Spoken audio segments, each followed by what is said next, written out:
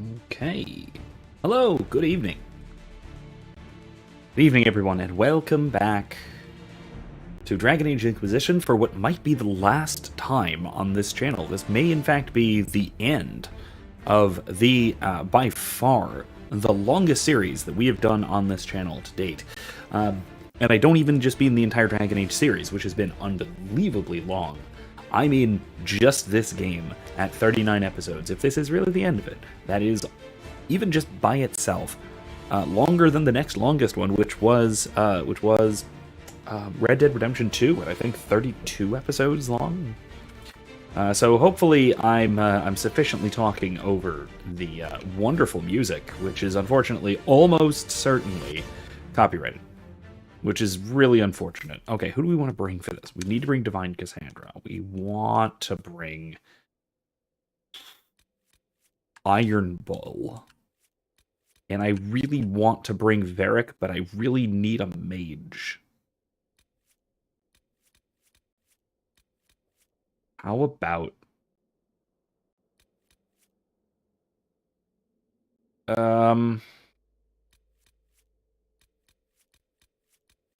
Yeah, let's bring Dorian. Let's bring Dorian for it. Okay. I want to bring Varric, but I can't. Practically speaking, I really can't. Red told us what happened with your hand.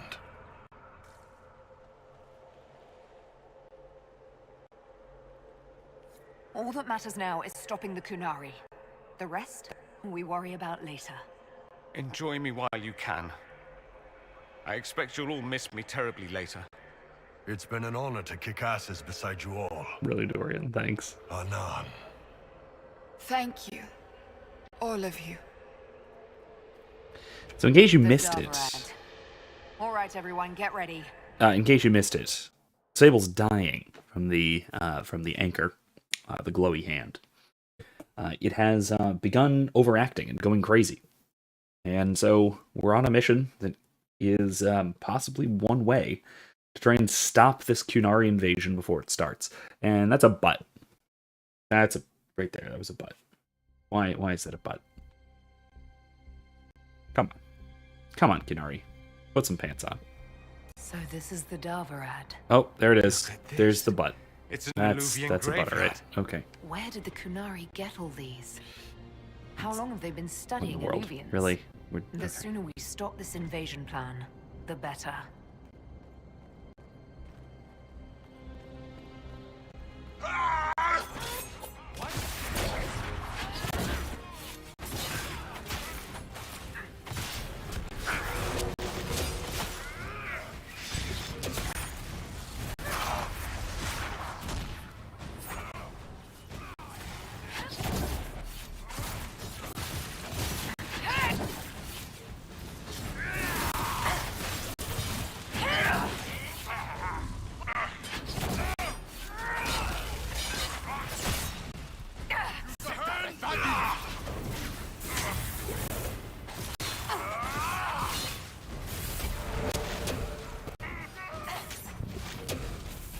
Oh, come on, Bull, really? Already? This is ridiculous.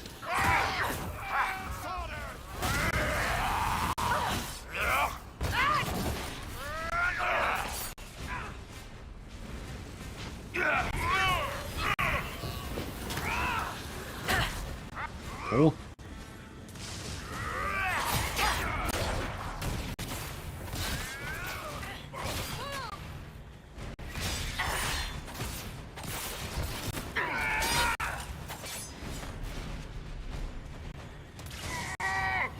One down.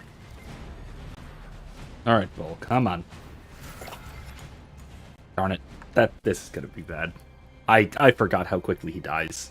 Oh no. The writing on these pages is completely incomprehensible, even to a native speaker of Kunlat. The handwriting resembles the scratches of an inebriated chicken, but the drawings are meticulous, an excruciatingly careful study of several Illuvians, along with exploded diagrams of their inner workings. Wait, they have internal workings? Meaning like internal moving parts? What in the heck kind of magic technology are they?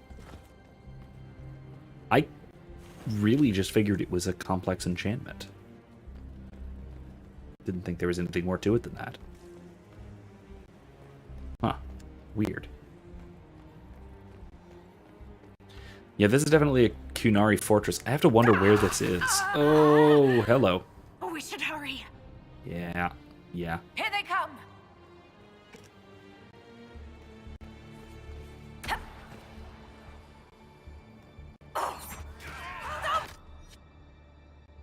Okay, how about... Oh, he can't yet, can he?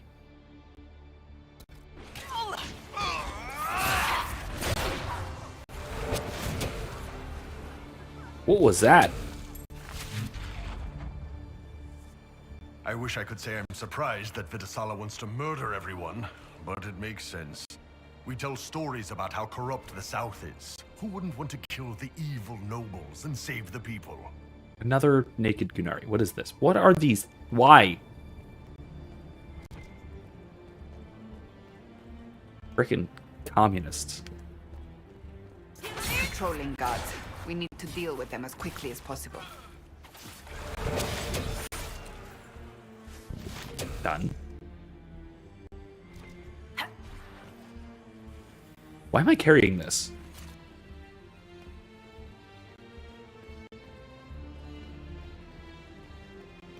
We have cannons? Wow, that's impressive.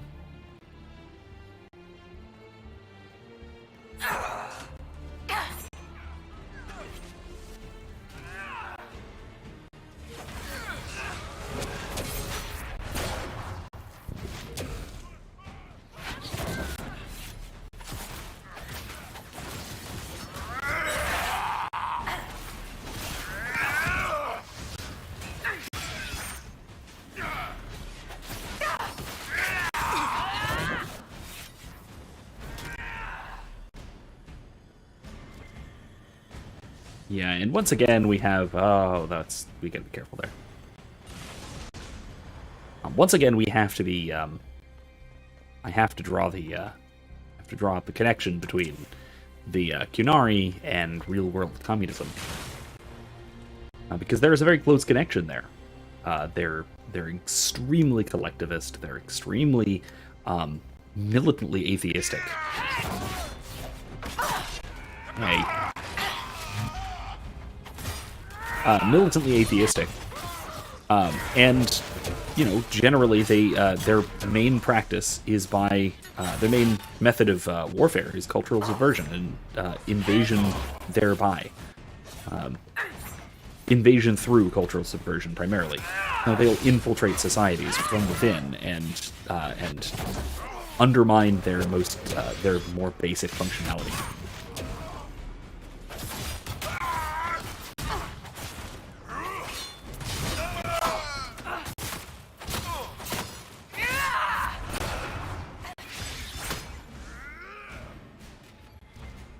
That's quite the door. Yeah, that really is. There's a key. It really is quite the door. Looks complicated. I assume the key will not get us into the door, but it might get us into here or in there. Or the other way for you guys. Longs of a Darvarad gatekeeper. The entries in this book are written in several different hands, and occasionally even different languages. From the few entries in the common tongue, it appears to be a long filled by the various guards who've watched the gates of the Darvarad. Anything interesting? No, not really. Not particularly. That is going to be a thing that we're going to do. I assume it's puzzly, but let's not just yet. Let's go check out this guard tower. And again, I'm deeply curious as to where exactly we are. I assume this is Saharan. But I could be wrong, I suppose. This could be any number of places.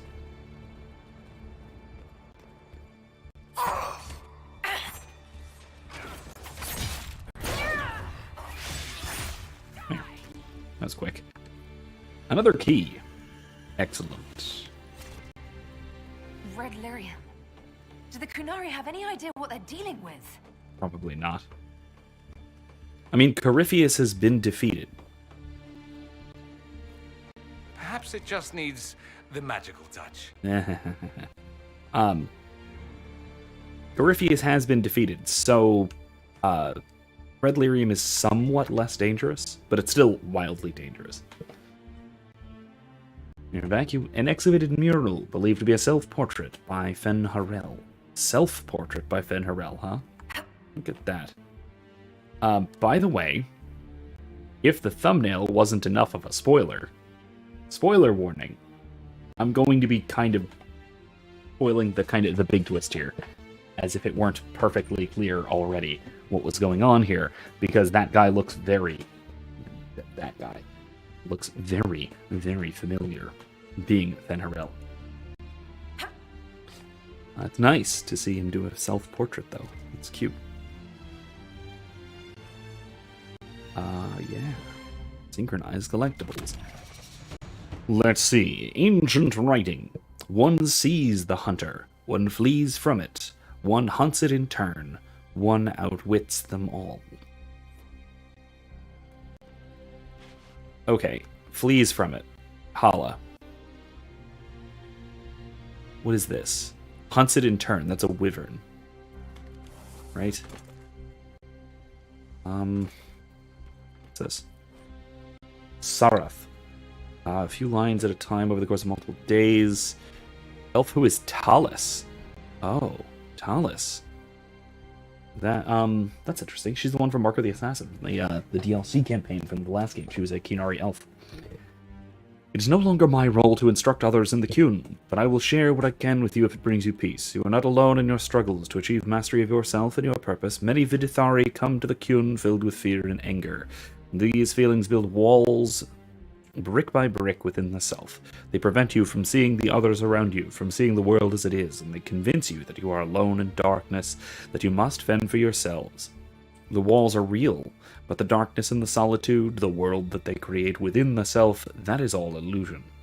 You must work to tear down the walls if you wish to see the truth, and the truth is this: no one is alone. It was the wisdom revealed to Koslun in the desert long ago.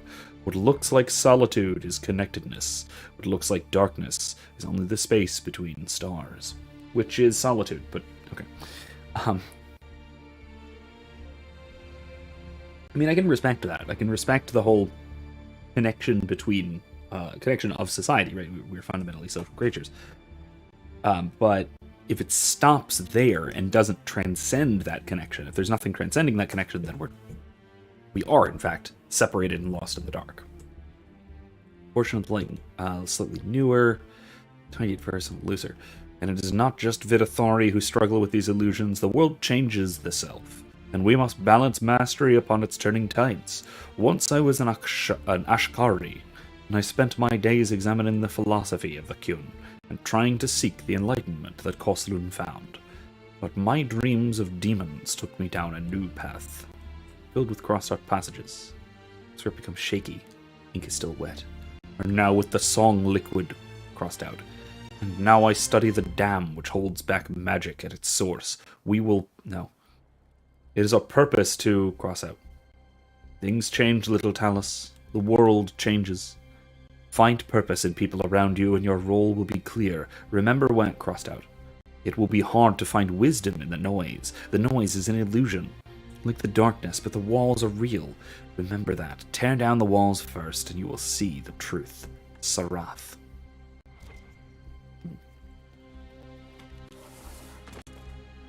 So, which one hides from the hunter? Which one outwits them all? Is that an astrarium? How did the Qunari move it here? And one of those weird keys you can only find with a tranquil skull. What's with the bulbous thing? That's horrifying. Ugh. I don't like that. It's, supply.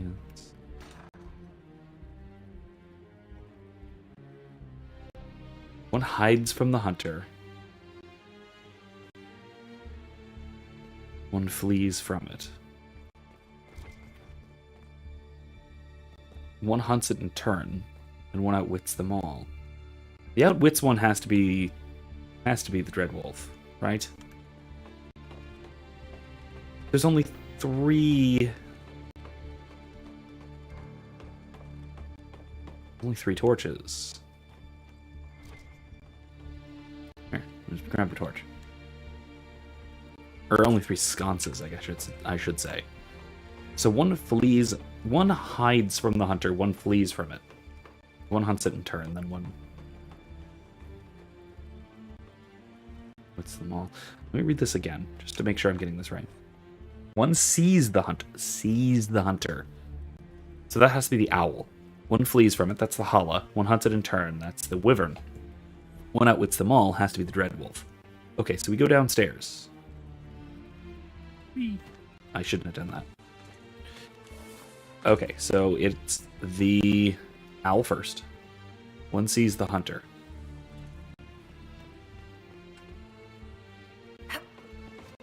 Thank you. Excuse me, Iron Bull. Sorry, the Iron Bull.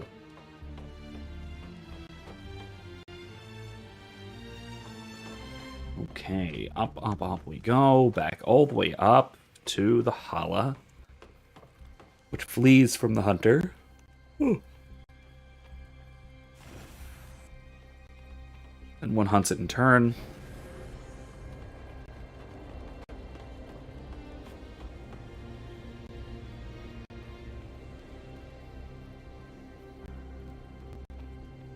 Now, is there... The next one has got to be the Dread Wolf, right? Ah, I see. It has opened. Bloody Bargain. A dagger. On kill, movement and attack speed increased by 10% for 30 seconds. Stacks up to 5 times. Holy crap. That might be really good. That might be sufficient to actually replace what I've got. It is better. Oh my god. It's a single target. It's not double-edged dagger.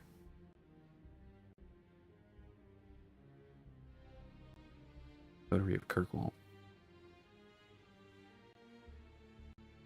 I kind of... Heal on kill. Oh, that's good too.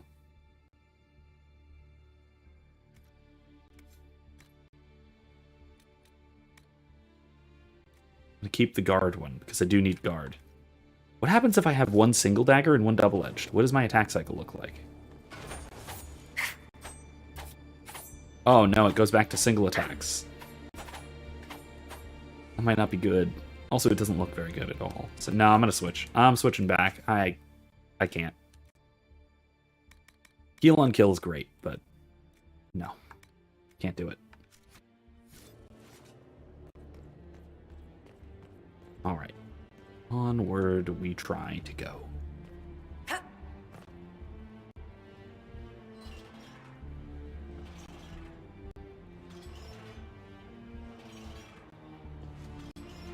Oh, wait, what? Okay, that works 2 of them.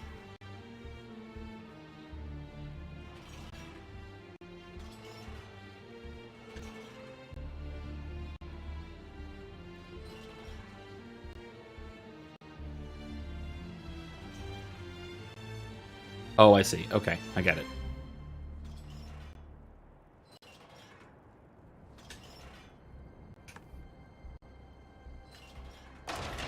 There we go. Let's go. Okay. Alright, that was simple enough. Not too bad of a puzzle.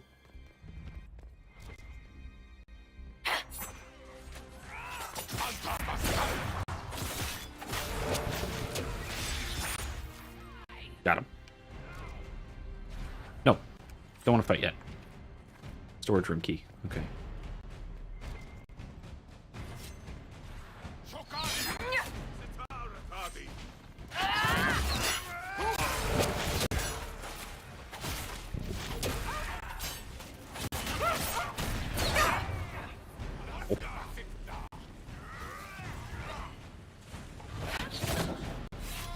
Kidding me.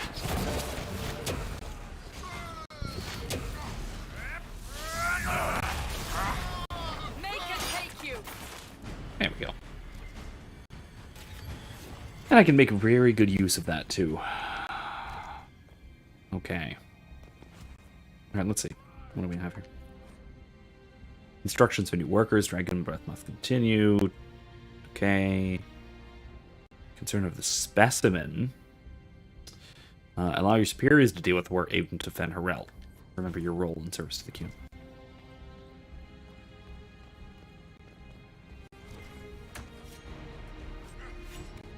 There we go, storage room key.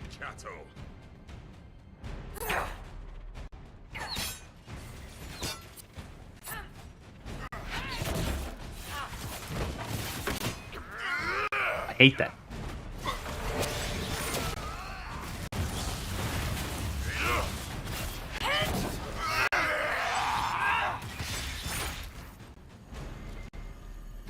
I hate their spinning thing. It's really irritating. The knockdown. Anyway, though, right? So it's part of what interests me about the Kyun is that it's an eminently. Ooh, I might need that. Is that it is an eminently plausible,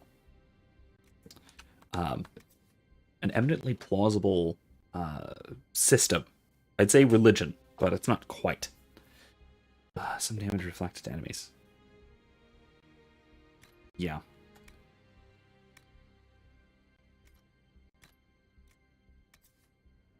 Warrior or mage, really?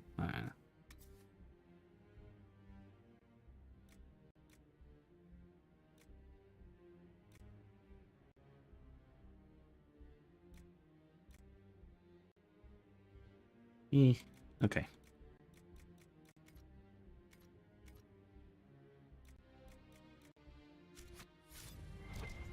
I was just saying how annoying the knockback thing is from those spear guys. Not anymore. Wait, did I miss that door? Was there a door up there? There was a door up there, wasn't there? Anyway, it's actually quite the plausible system in a strange way. It's the kind of thing that may in fact develop as a kind of a very harsh, militaristic, collectivist social theory. And it has this sort of, it feels at least like this sort of really storied tradition. It's really well crafted in that respect. So again, it's a really well done world building, especially how much they make me hate it. But it's good. It is, the Qunari are one of the more interesting parts of this world, while also being one of the worst parts, or like the worst to live with parts of what is already a really tough world to live in. Something common. Last page reads, "Sent to palace again, moving things along. Boss Shems never notice who comes or goes. When Dragon's Breath comes, they won't know what hit them. Yes, we will. We will now." All right. Let's get rid of that. Find a way to stop Dragon's Breath. That's our objective. Let's go. Go stop Dragon's Breath.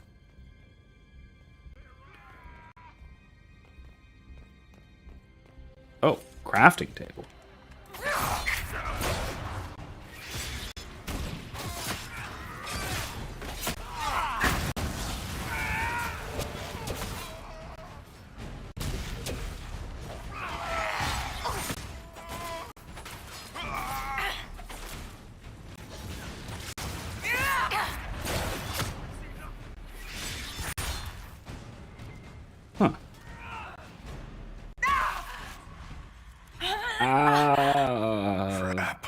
Come on, we have to get you out of here. No, can't leave now. Letter with an Inquisition seal. To the Honorable Salasari, Triumvirate of the Kyun. On behalf of the Inquisition, I must humbly inquire as to the hostile actions of your agents in Helam Shiral. We can only view the attacks by Ben Hasrath agents upon our officers and the infiltration and sabotage of the Exalted Council at Helam Shiral as the prelude to a declaration of war. If the Qunari people do not wish to provoke retaliation from the Chantry, these hostilities must cease at once. From Josephine. Several incomprehensible messages in Culat. A letter in common with elegant script has been torn open and crumpled into a ball, but the writing is still legible. To Ambassador Josephine Montelier of the Inquisition, the Triumvirate of the Qunari people wishes to assure you that despite the loss of the dreadnought Berethlock and its crew of 100 souls in a failed joint mission with the Inquisition 2 years past, Military action has not been approved against the Inquisition. No one in Parvalen has authorized actions of any kind involving the Exalted Council, nor will they. We are seeking out the Ben Hasrith priest, who appears to be leading this operation without our consent. Once she is located, we assure you that these hostile actions will cease. I don't know. That smells like plausible deniability, like disavowal to me, rather than genuinely, like, genuinely they're not involved. Dragon's Breath plan. Entirely in Kinlot. Okay. Alright. Morrigan said the key to an Illuvian could be anything, including knowledge or power. So they're stockpiling both. That's how they got the keystone and opened so many of the Illuvians we've seen. Hopefully they don't have any more ancient magic crap to throw at us. That dragon skull would make a wicked armchair, though. Maybe we could take it back to Skyhold after this. You want another one? Look, well, you've got one. Plus however many, I don't know, I'm assuming you looted some from the dragons we killed. Like, come on, Bull, you have enough dragon skulls. Speaking of dragon skulls, look at that.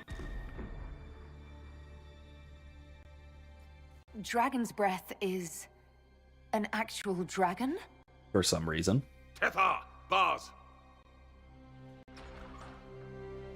Inquisition! Nira Tasia Sara! Niraba Sadim Kata! Hisrat now, please! Vinekatas! Not a chance, ma'am. So, funny thing about this.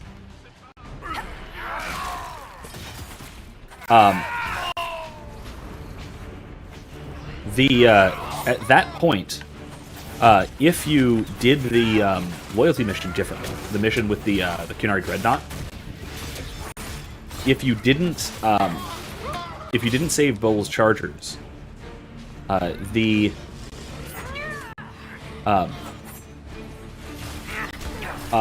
Iron Bull right there would have listened and turned on you, which is kind of horrible, really. Oh, darn it. Wrong thing.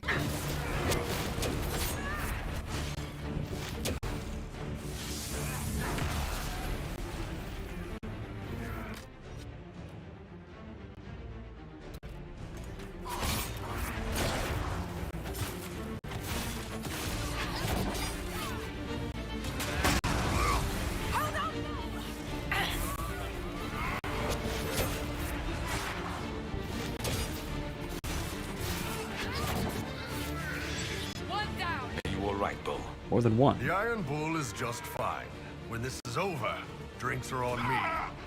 Probably a lot of them. Ow, ow, I've been hurt. Oh, I'm down. Oh my god, I'm really down.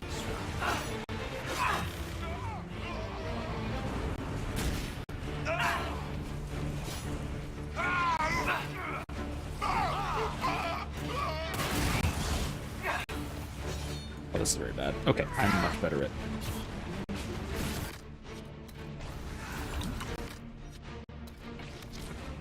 Okay.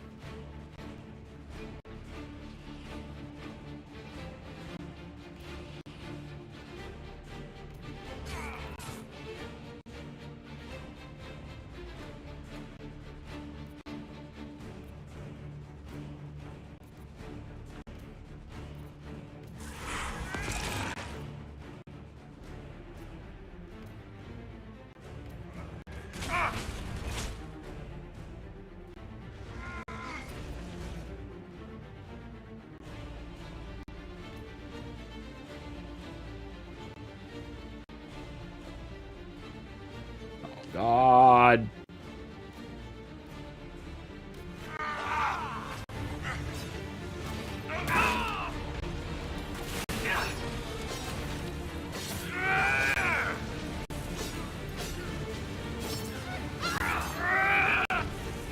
Save Dorian!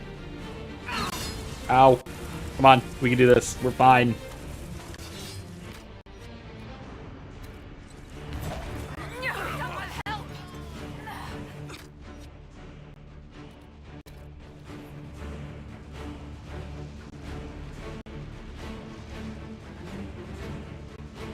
Nah, right here.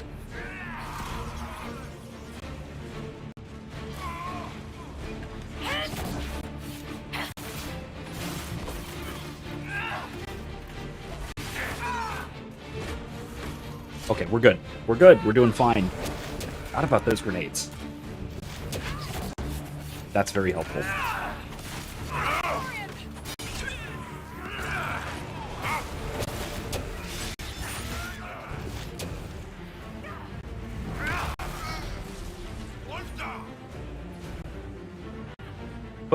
Or a posted order. No more than 1 part Atashi venom with equal parts amount of Deathroot Oxen, 3 parts Preserved Silverite. Adding more venom will dissolve the casing on the primers here in the factory and fill the room with deadly gas. Interesting.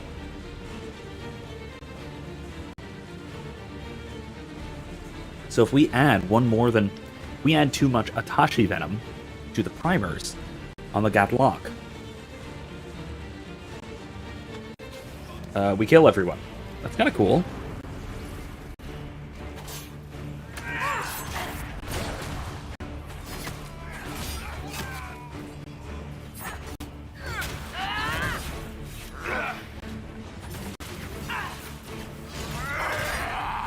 Okay. Ooh, that was rough. Okay, Animal Handler's Logbook. Chafing around limbs and tail. Attempts to use chains. Instead, now they have it in ropes, which isn't that good idea. Calls it Atashi, means great thing. Okay, we drain its venom gland.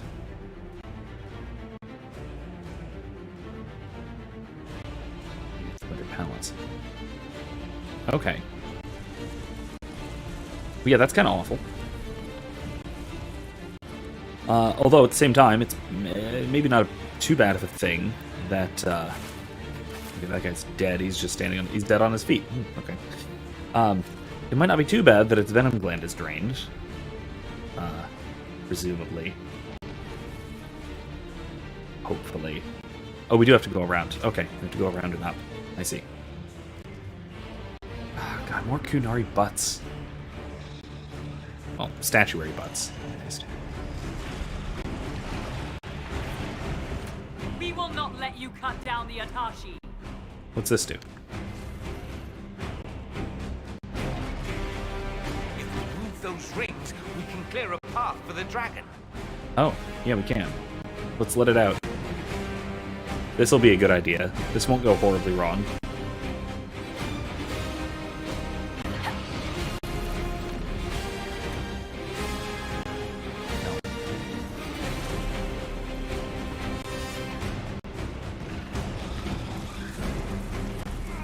We need to clear the further one, the further ring. And the Dorian is going to die, like, immediately here, isn't he? Oh, God. Okay, you guys, do your thing. Here we go. Okay, this spins all 3 of them. All right. Progress. The barrier's blocked. It cannot move. What? Oh, come on, really? You're gonna make me do this.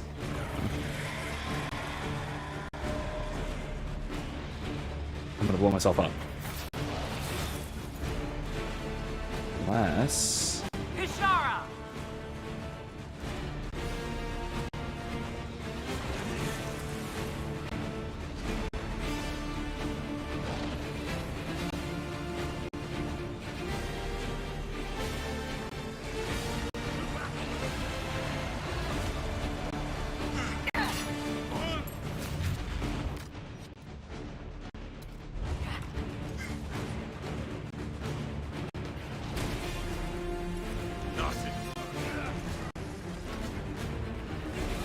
How did I use stealth? It's blocked. I thought he blew it up. Oh my god, really?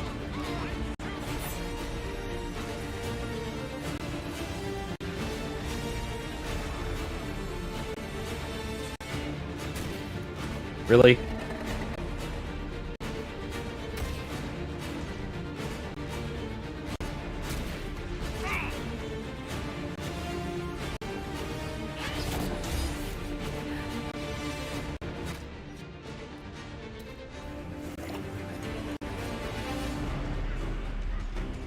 trying to free you, idiot. Come on.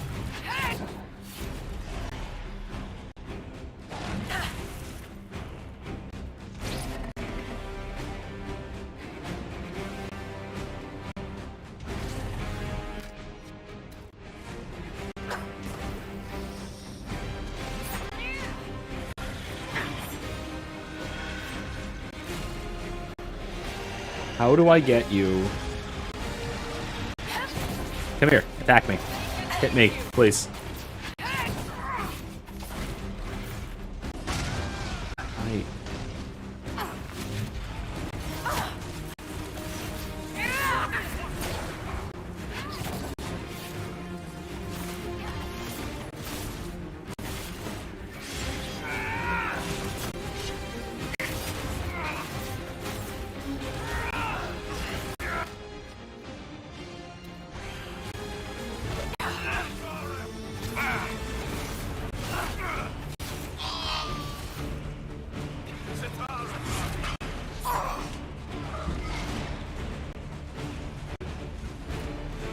Bull really dead center. Oh my god. Okay, Bull, come on. Don't do this. Stop it.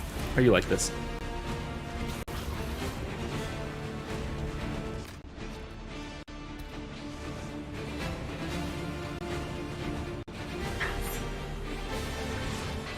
Atashi Itwa, Kerasam!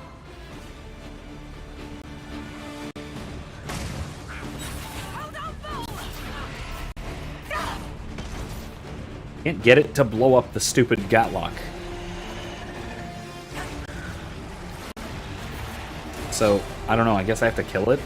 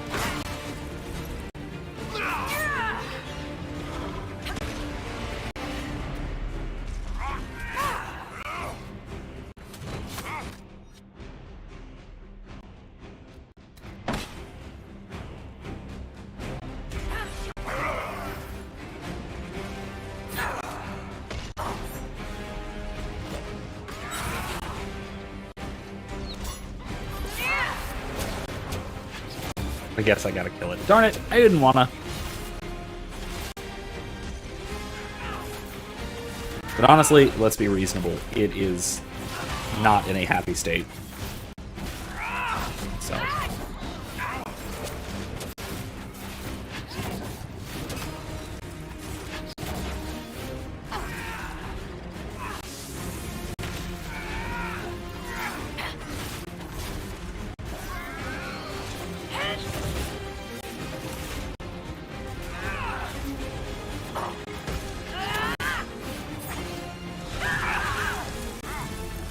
Ooh, ouch.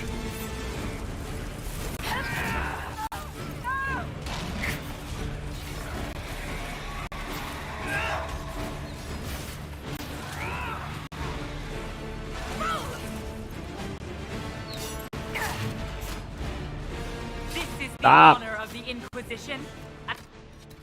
Attacking an innocent creature? Yeah, well.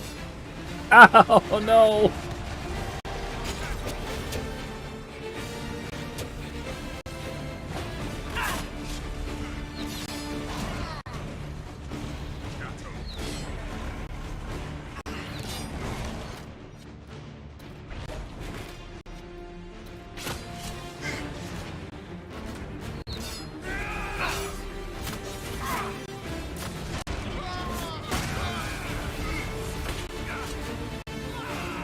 Oh, this is not great. No! No! Oh no! Alright, no, I'm out. I can't do this. I'm really bad at Warrior too.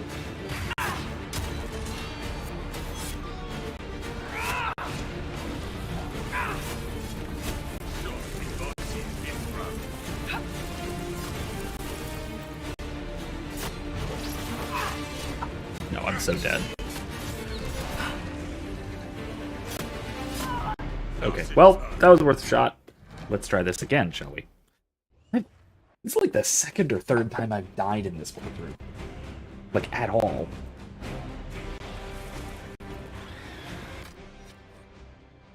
Okay. Yeah, I have not been dying a lot, which is good. I think that's a good thing. Okay, so maybe if we... So, boss, we gonna fight the dragon or what?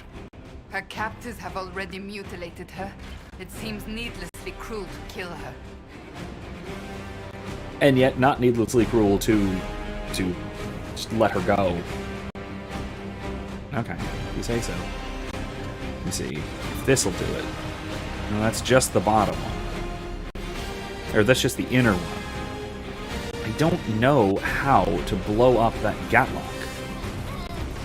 We will not let you cut down the Atashi. How do I blow up that Gatlock? Can I?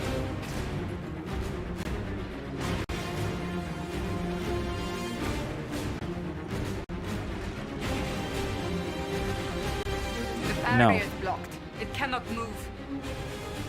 No, I can't. I cannot blow up the Gatlock.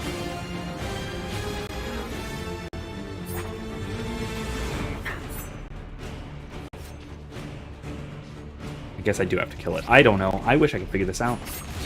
I know there's a way of doing it. I've done it before. But I was also playing a mage, and so mages have cool options.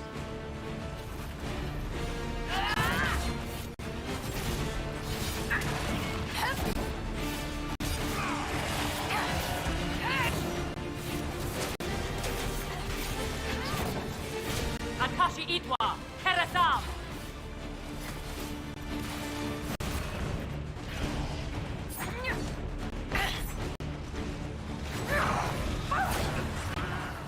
Oof.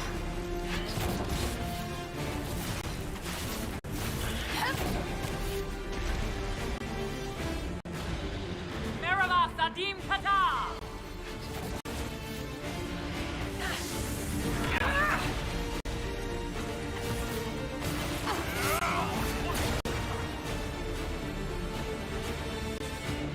What about...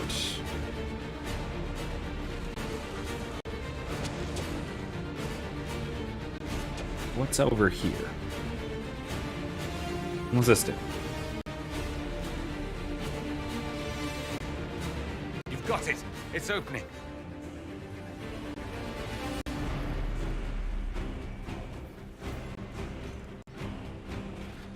The gate is open. Now we move the rings. Yeah, but like...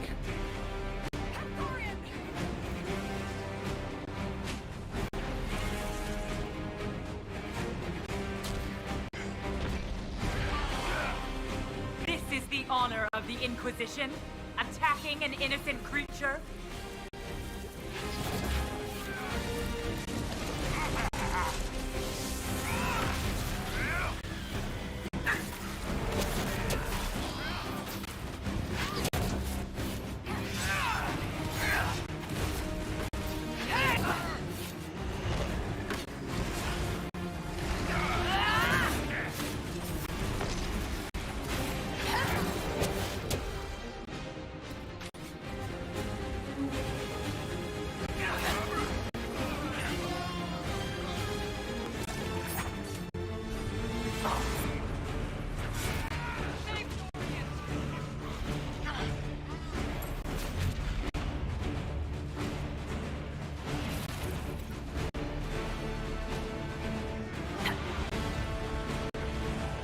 There we go.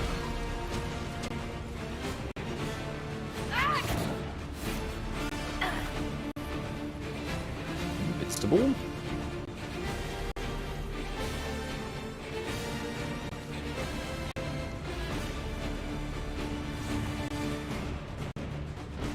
Okay. Okay, I think we might actually have this. I think I might be able to do this. Okay. At some point, it blew up the thing. It destroyed the thing, which is fine. Oh, darn it. Come on, really? I goofed this.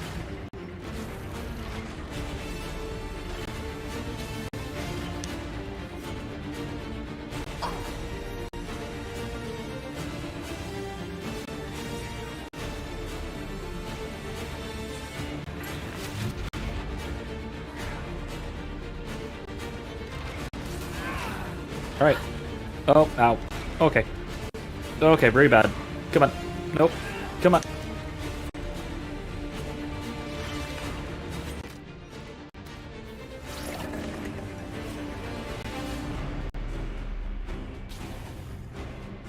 Okay, you're almost free. I'm going to free you. Miss Dragon.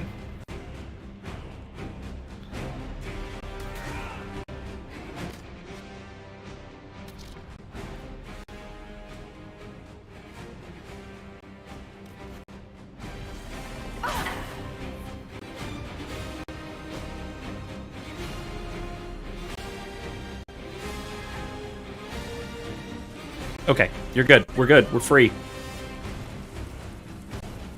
Right? No.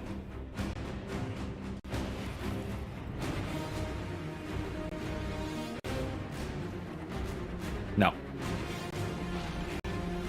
They need to be further away.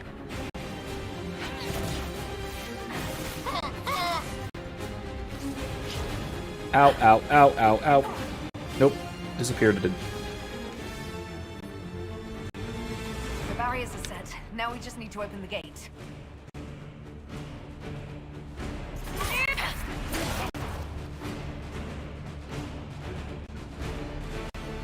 Okay.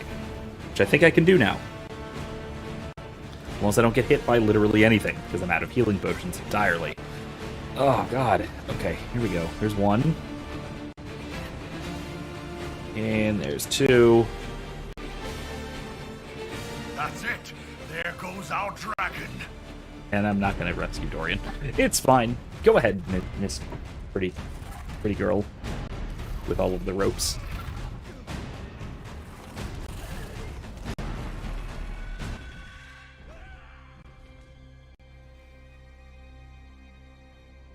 Well, that made this fight hopefully a little easier.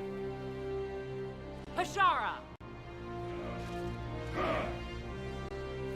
What's with the wicker bucklers? What's with the wicker in general? Kunari seem way too high-tech to be using wicker Dear in so much of their Inquisitor, armor you have and such weapons. little time left. You must finally see the truth. Elven magic already tore the sky apart. If the agents of Fen-Harel are not stopped, you will shatter the world as well. The Inquisition has nothing to do with these agents. Come, Inquisitor. I am the eyes and ears of the Canary people. Do you think you can deceive me? You would have died yes, from the but I'm mark not. on your hand, but for the help of one of their chief agents.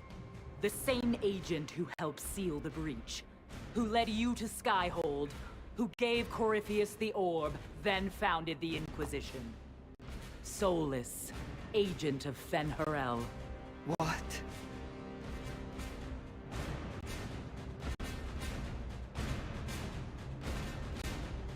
Solus is an agent of Fen-Harel. Did you not know? We thought you were his ally.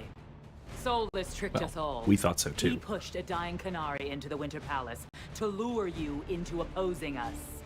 Without him, we could have brought the South peace and wisdom along the gentle path. Now we must take the way of blades. No, thank you. Panahadan, Inquisitor. If it is any consolation, Solus will not outlive you. We'll see. We'll see about. Oh my God, that guy's huge. That guy's massive. I thought Iron Bull was a big guy.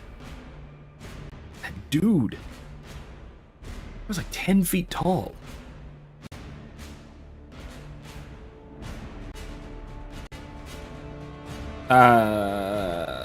He kind of did betray us. I need him. Solus is the only one who can help with my mark. We find him before Vidasala does. Yeah.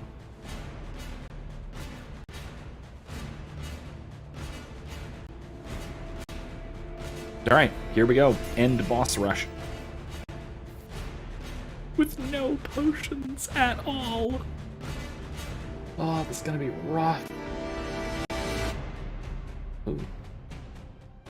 On there? Alright, there we go. We're fine. We're fine. I had stream issue. I didn't realize. Okay. All right, let's do this. The Vidasala Well, we are, cannot have gotten far. We were actually genuinely very close to the end of this game. We're going to end early. We're going to wrap this thing early, aren't we? Which is fine. Like I said, I am planning on... oh! Get everyone back! Ooh. Anchor Meltdown. Builds up power even faster. Using it is difficult, but discharges all accumulated focus. If the focus reaches full power, the anchor discharges uncontrollably, damaging you and your allies, as well as nearby enemies. If it keeps up like this, it will kill you. Yes, Solus I must think I help agree. as he did at Haven. Solus, an agent of Fen'Harel. I should have suspected. Oh, good. Who's got the most... Oh. Hi there, Bull. Hi there, everyone. Where's everyone? What in the world?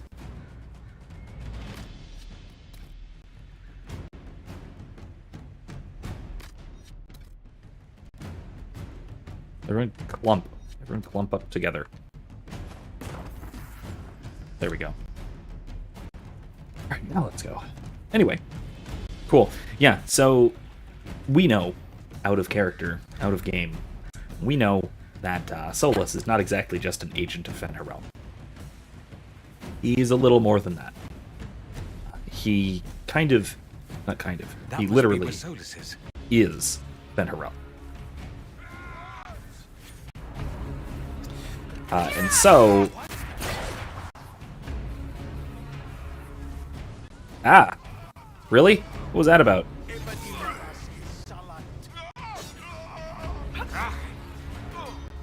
What was that? Is Ares?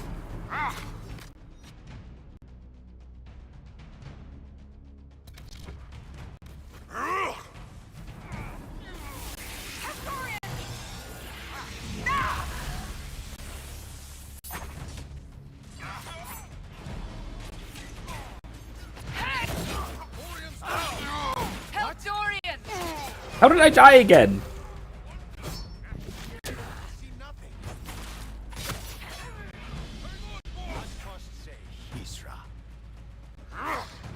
How do I keep dying to one hit?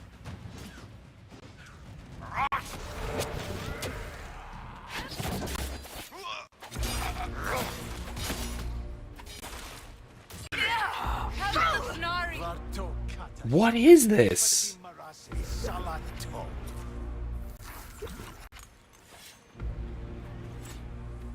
Okay, that has to be some kind of glitch. I'm annoyed. That's irritating.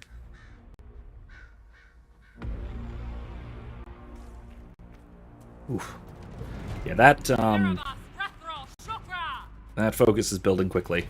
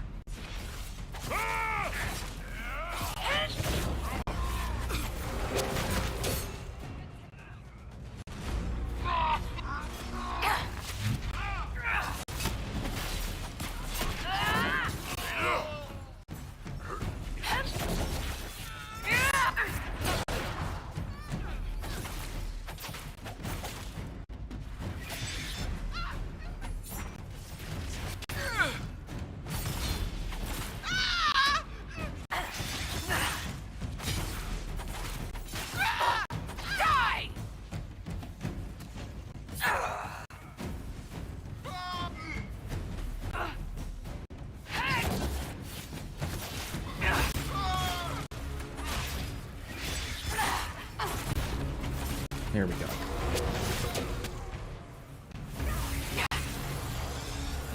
Need to purge this thing. Ooh, okay, we're good. We're fine. Everything's fine. Now, I'm not actually sure. Is the damage proportionate to how much focus you have built up? Because if not, then I could pretty much just spam the damn thing, which is maybe pretty effective. I don't know. Maybe it would be. I think I have to go this way, because I think there's more of them. Right? Right? Maybe. No. Crap. Not really. They're up there. How do I get up to them? Oh, run back. Okay, I see. I see. I'm just gonna bap them a little bit from down here. See if this actually does anything. Nope. Nope. Okay, that's fine. It's okay. It's okay.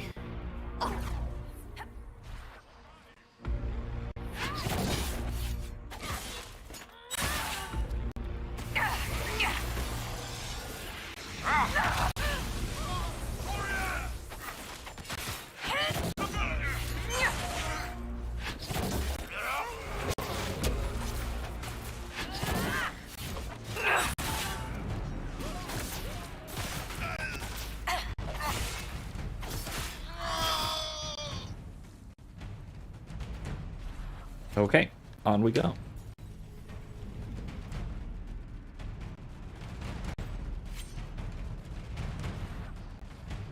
Hi, friends. Explosum time. I like that as an opener.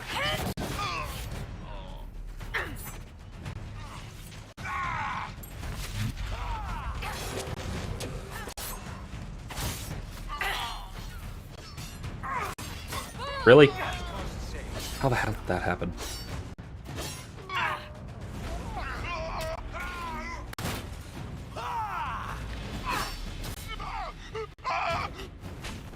This is dumb.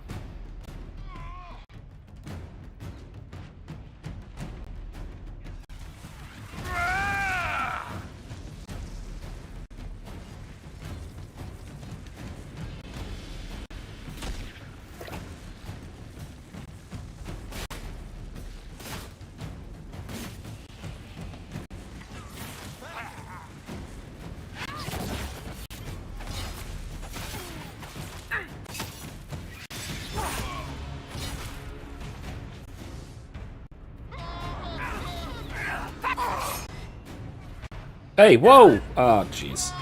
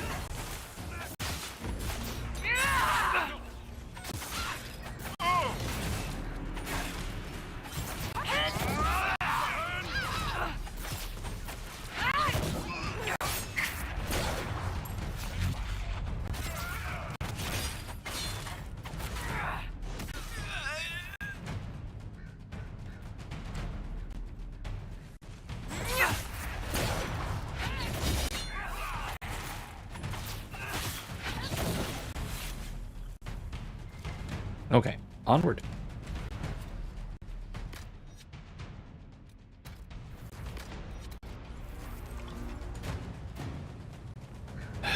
Alright, final rush, and I think, what, one more boss? Boss, not boss. Boss just means non-Kunari. Boss. Because I think, there's a Saarebas coming up here. Oh, that's bad. That's real bad. Come on. I need to fight something.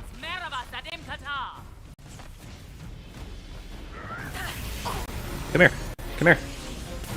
Get blasted. It's a huge Saarebas. Oh my god. Saraf.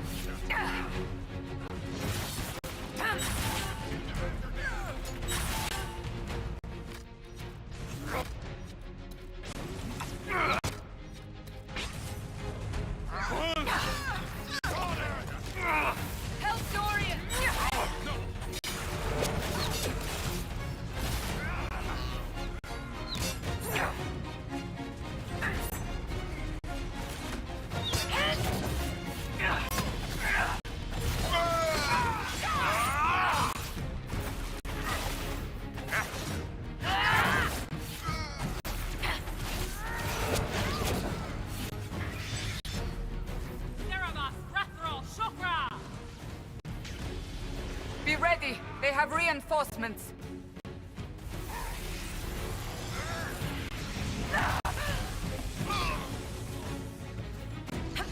Hey, Dorian, get up.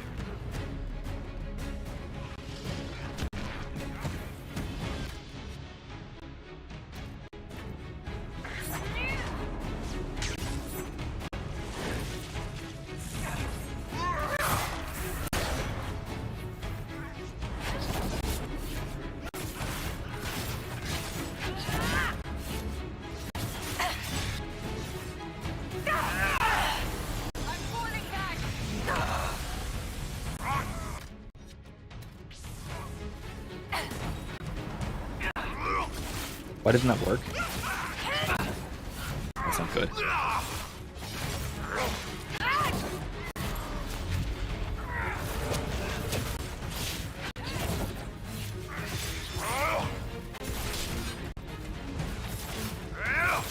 Dorian, oh no.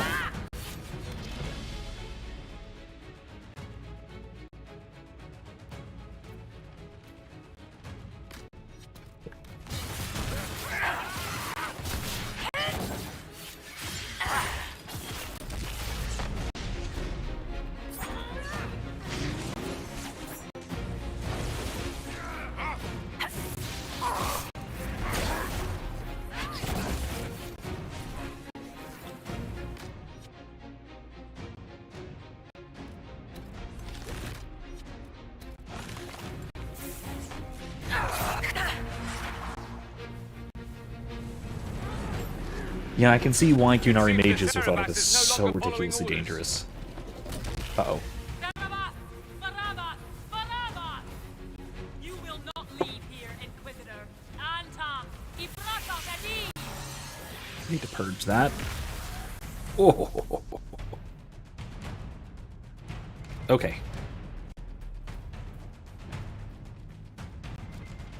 So now we have a rogue, unbelievably powerful Saarebas. That's not great.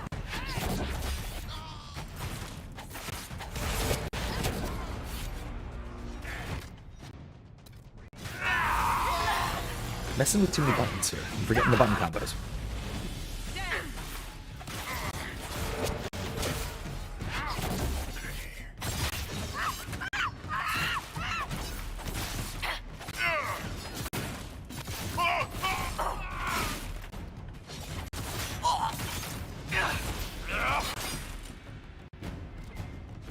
Okay, onward.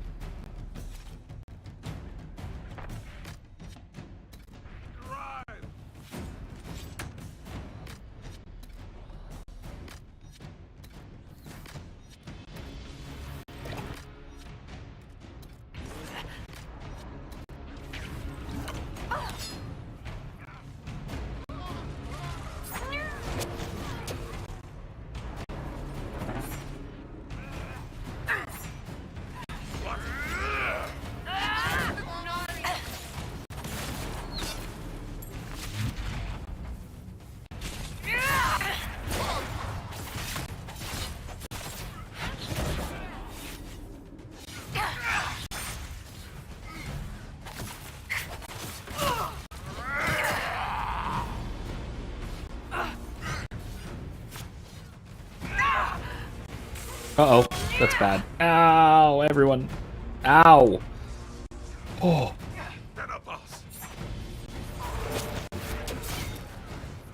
I need to keep an eye on that. I forgot. It's charging much faster.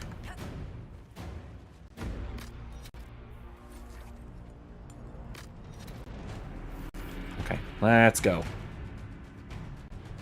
Oof. You can't see it. It's right here. Which I guess it's a surprise for you too, because you too are not watching it like I am. Or not watching it like I'm not, realistically. Let's handle this. Take care of that. You guys take care of yourselves. How about that? One of the mirrors must lead out of here.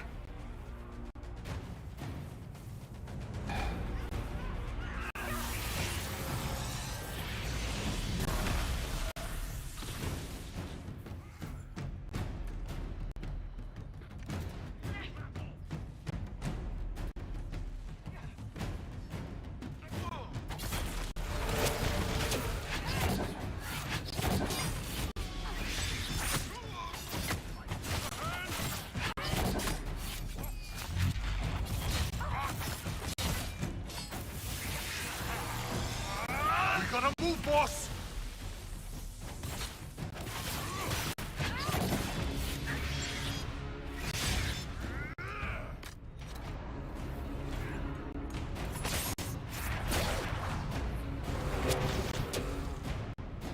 Let's try this one. Is that it? No. Yes! That was it. Right. Maravas. Kataraha. Yeah. You are dead, Inquisitor. Whatever that Your means. soul is dust. What soul? I thought you were, like, strict materialist. What happened? Oh, hi there, Sarath.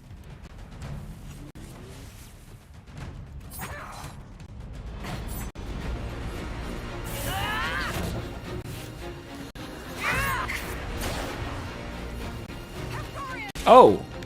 Okay. They can do that.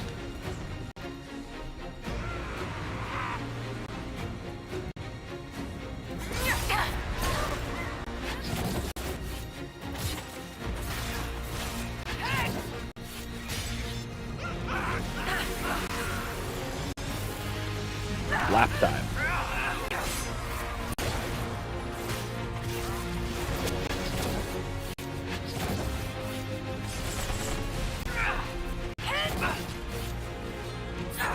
Darn it.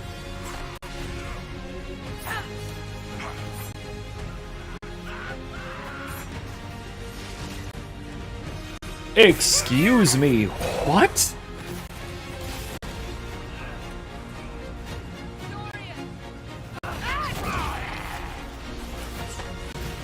Did he just open a Fade Rift and pull demons out?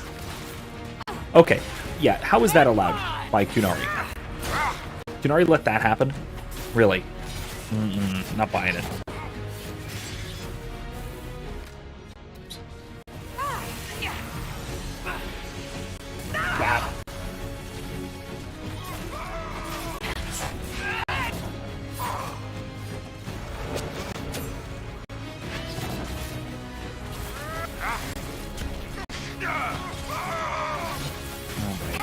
Kunari, who, by the way, are utterly terrified of all magic, are perfectly fine, or maybe not perfectly fine, but okay enough with this massive, oversized Saarebas. This oversized mage, literally a giant mage, ripping demons out of the Fade.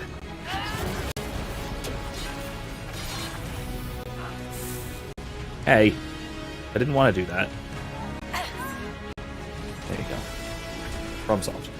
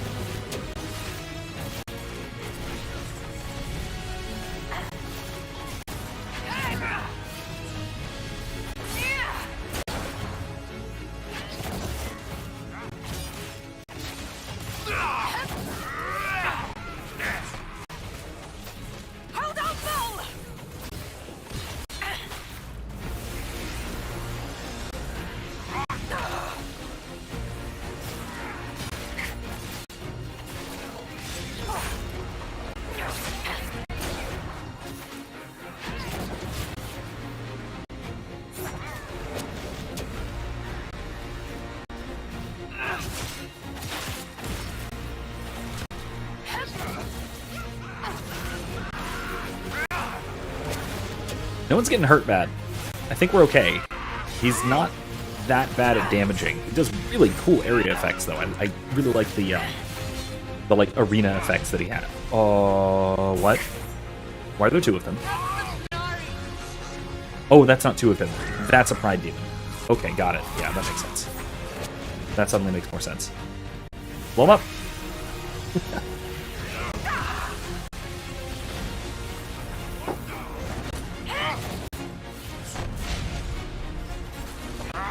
He's invulnerable. Use your mark. I can't yet. There we go, now I can. I needed to charge up a little more.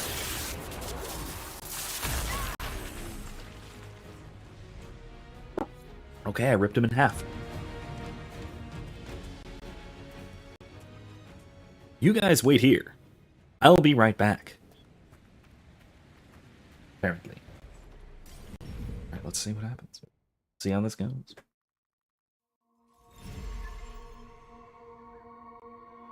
Oh, it closed. Great. Oh, more statues. At least these don't have their asses out.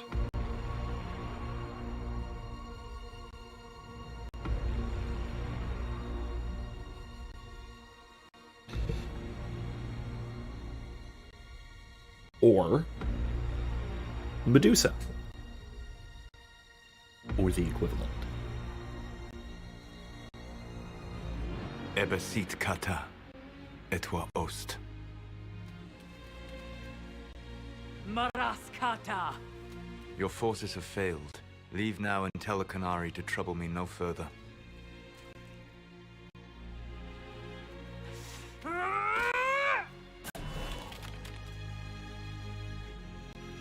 And that's all it took. Solus.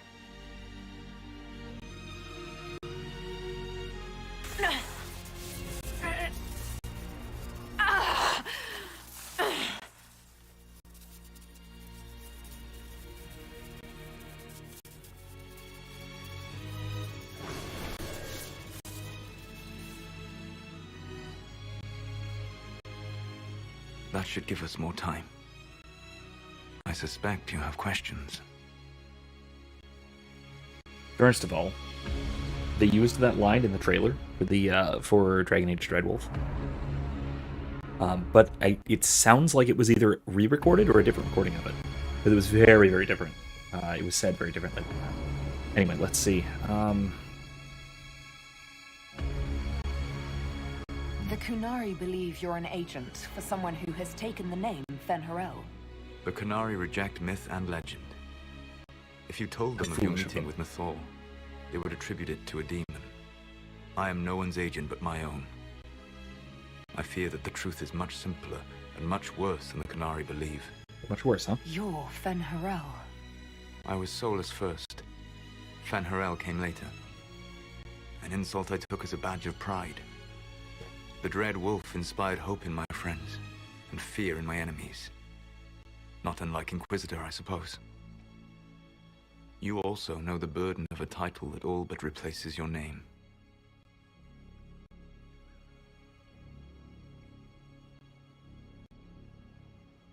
The Dalish legends about the evil trickster god are wrong.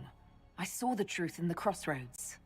You saw another story, written in desperation to give me more credit than I ever deserved. You were a hero, Solus. I sought to set my people free from slavery to would-be gods. I broke the chains of all who wished to join me. The false gods called me Fen'Harel, and when they finally went too far, I formed the Veil and banished them forever. Thus I freed the Elven people, and in so doing, destroyed their world. How did creating the Veil destroy the world? You saw the remains of Via de Thara. The library was intrinsically tied to the Fade, and the Veil destroyed it. There were countless other marvels, all dependent on the presence of the Fade, all destroyed. The Elven legends of immortality, all true. It was not the arrival of humans that caused them to begin aging. It was me.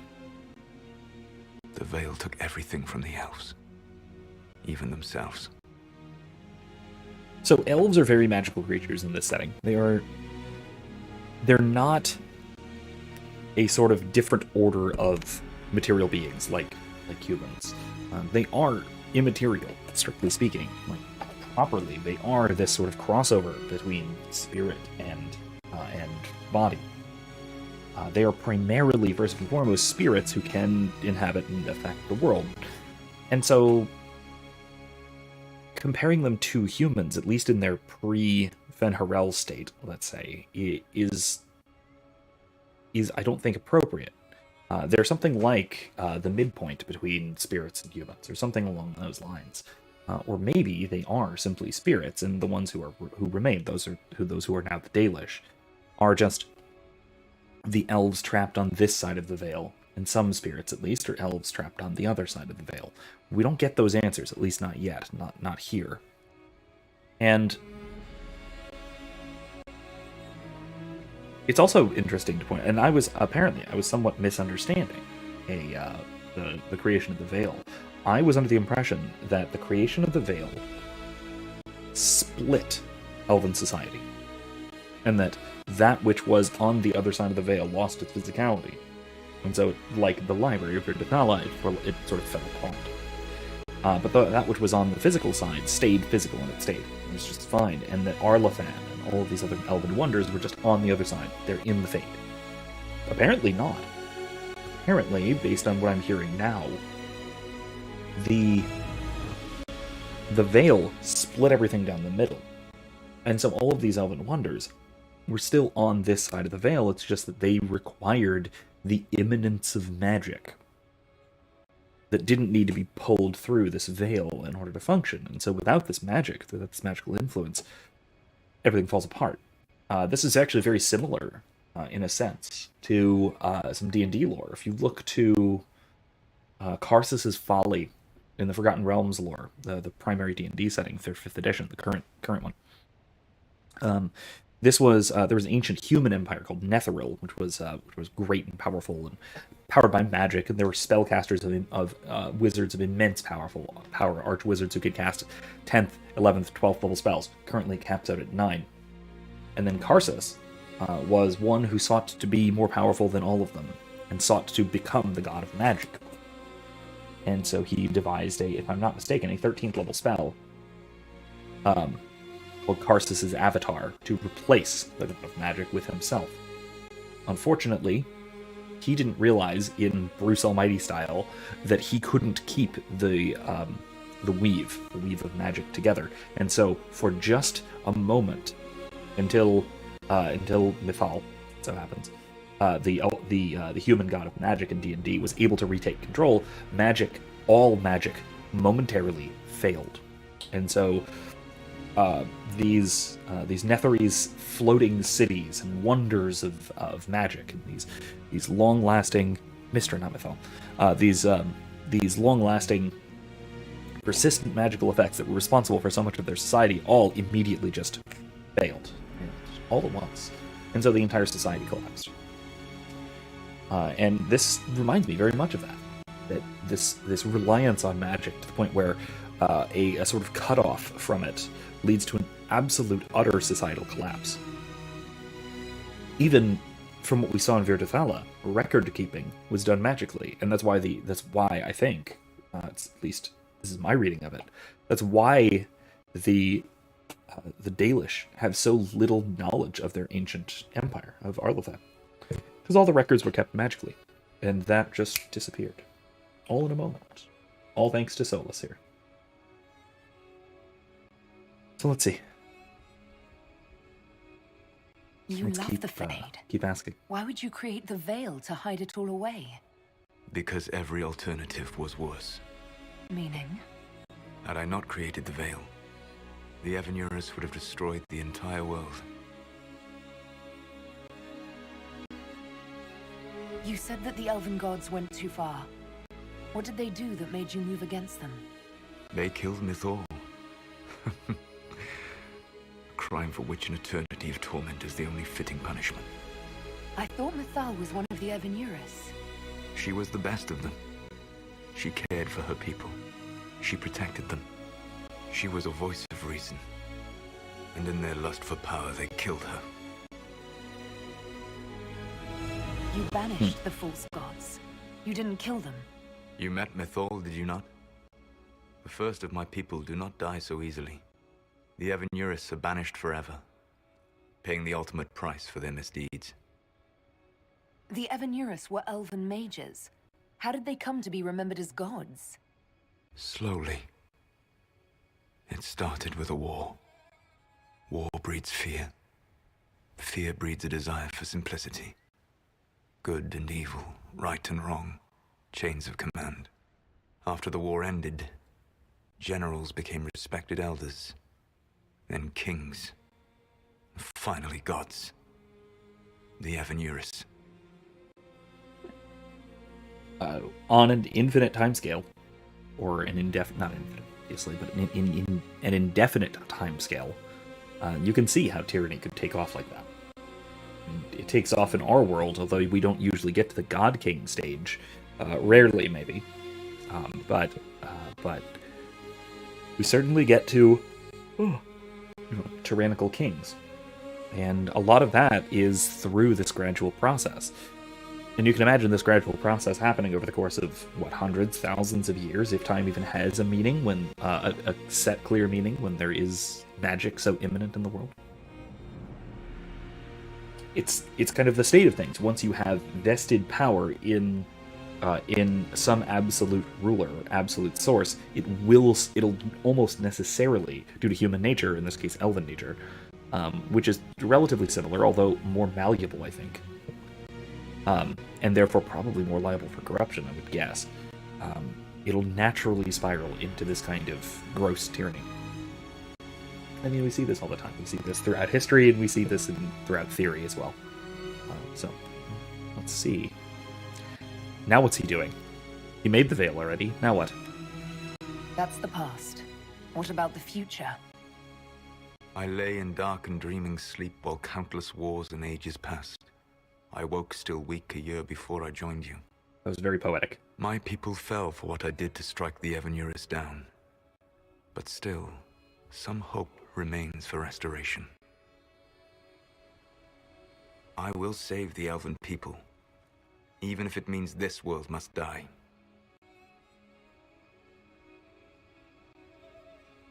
Huh. Why does this world have to die for the elves to return? A good question, but not one I will answer. You have always shown a thoughtfulness I respected. It would be too easy to tell you too much. I am not Corypheus.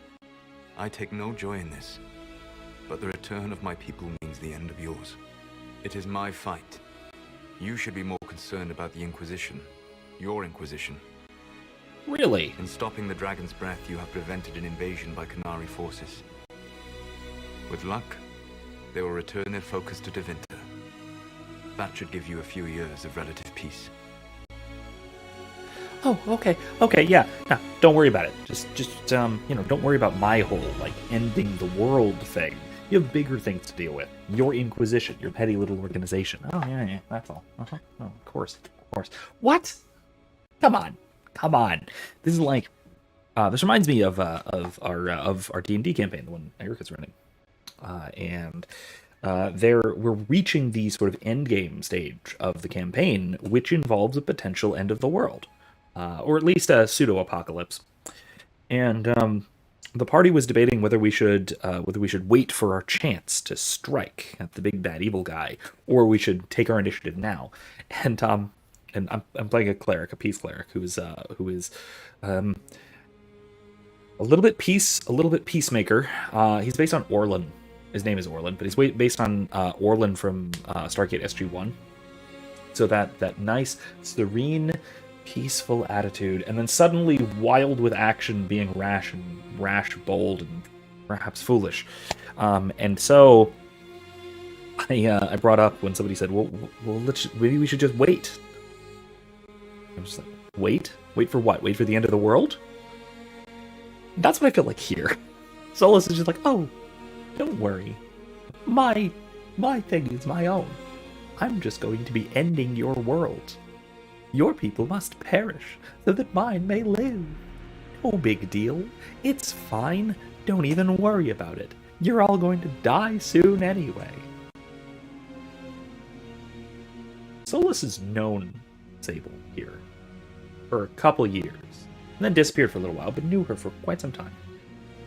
I don't know what gave him the impression that she would just sit idly by and allow this to happen.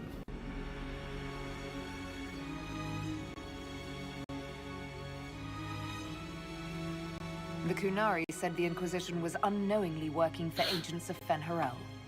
I gave no orders. You led us to Skyhold. Corypheus should have died unlocking my orb. When he survived, my plans were thrown into chaos. Mm-hmm. When you survived, I saw the Inquisition as the best hope this world had of stopping him. And you needed a home. Hence, Skyhold.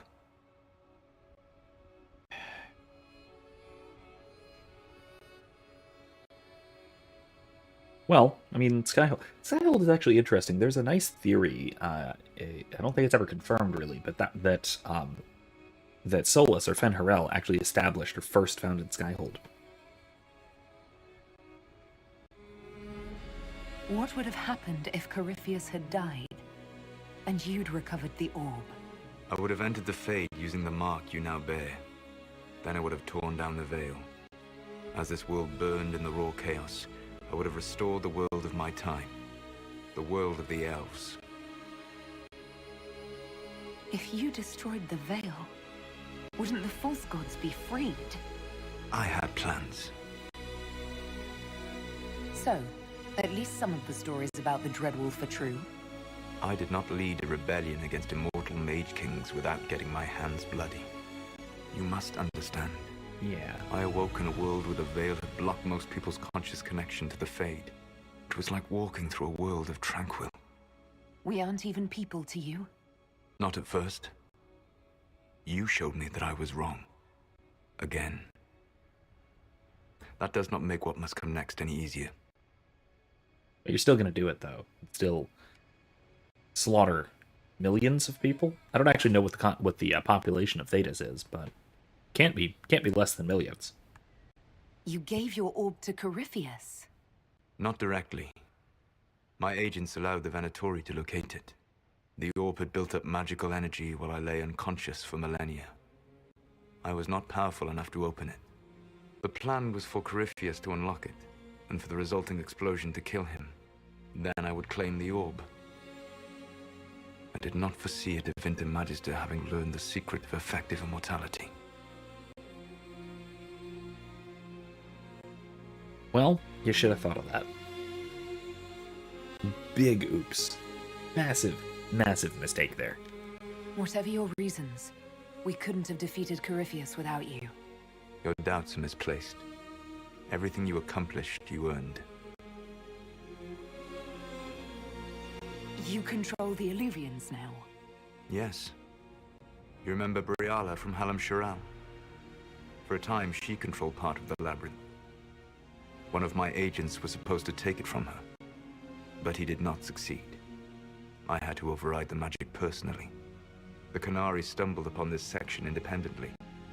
With them gone, the Illuvians are now mine. I feel like I should be deeply concerned about that. Like, very deeply concerned about that. What's wrong with the Inquisition? You created a powerful organization, and now it suffers the inevitable fate of such. Betrayal and corruption. Yeah. It's not that simple. Do you know how I discovered the Qunari plot? The plot I disrupted by leading them to your doorstep. The Qunari spies in the Inquisition tripped over my spies in the Inquisition. The Elven Guard who led you to the Qunari body? Who intercepted the servant with the Gatlock barrel? Mine. Of course. I mean, I figured. Why bother disrupting the Qunari plot if you're going to destroy the world regardless? You have shown me that there is value in this world, Inquisitor. I take no joy in what I must do. Until that day comes, I would see those recovering from the breach free of the Qun. Why? Because I am not a monster. If they must die, I would rather they die in comfort. In any event, it is done. Yeah, so something about Solus and his general outlook here. What he's doing is not anything like restoring his people. His people are, currently at least, the Dalish. They're the remains of these ancient elves. They are not the ancient elves themselves. They're the long, long descendants of the ancient elves, who now live in their own way, right? They live as a sort of separate people, or they live as part of human society, or however they live.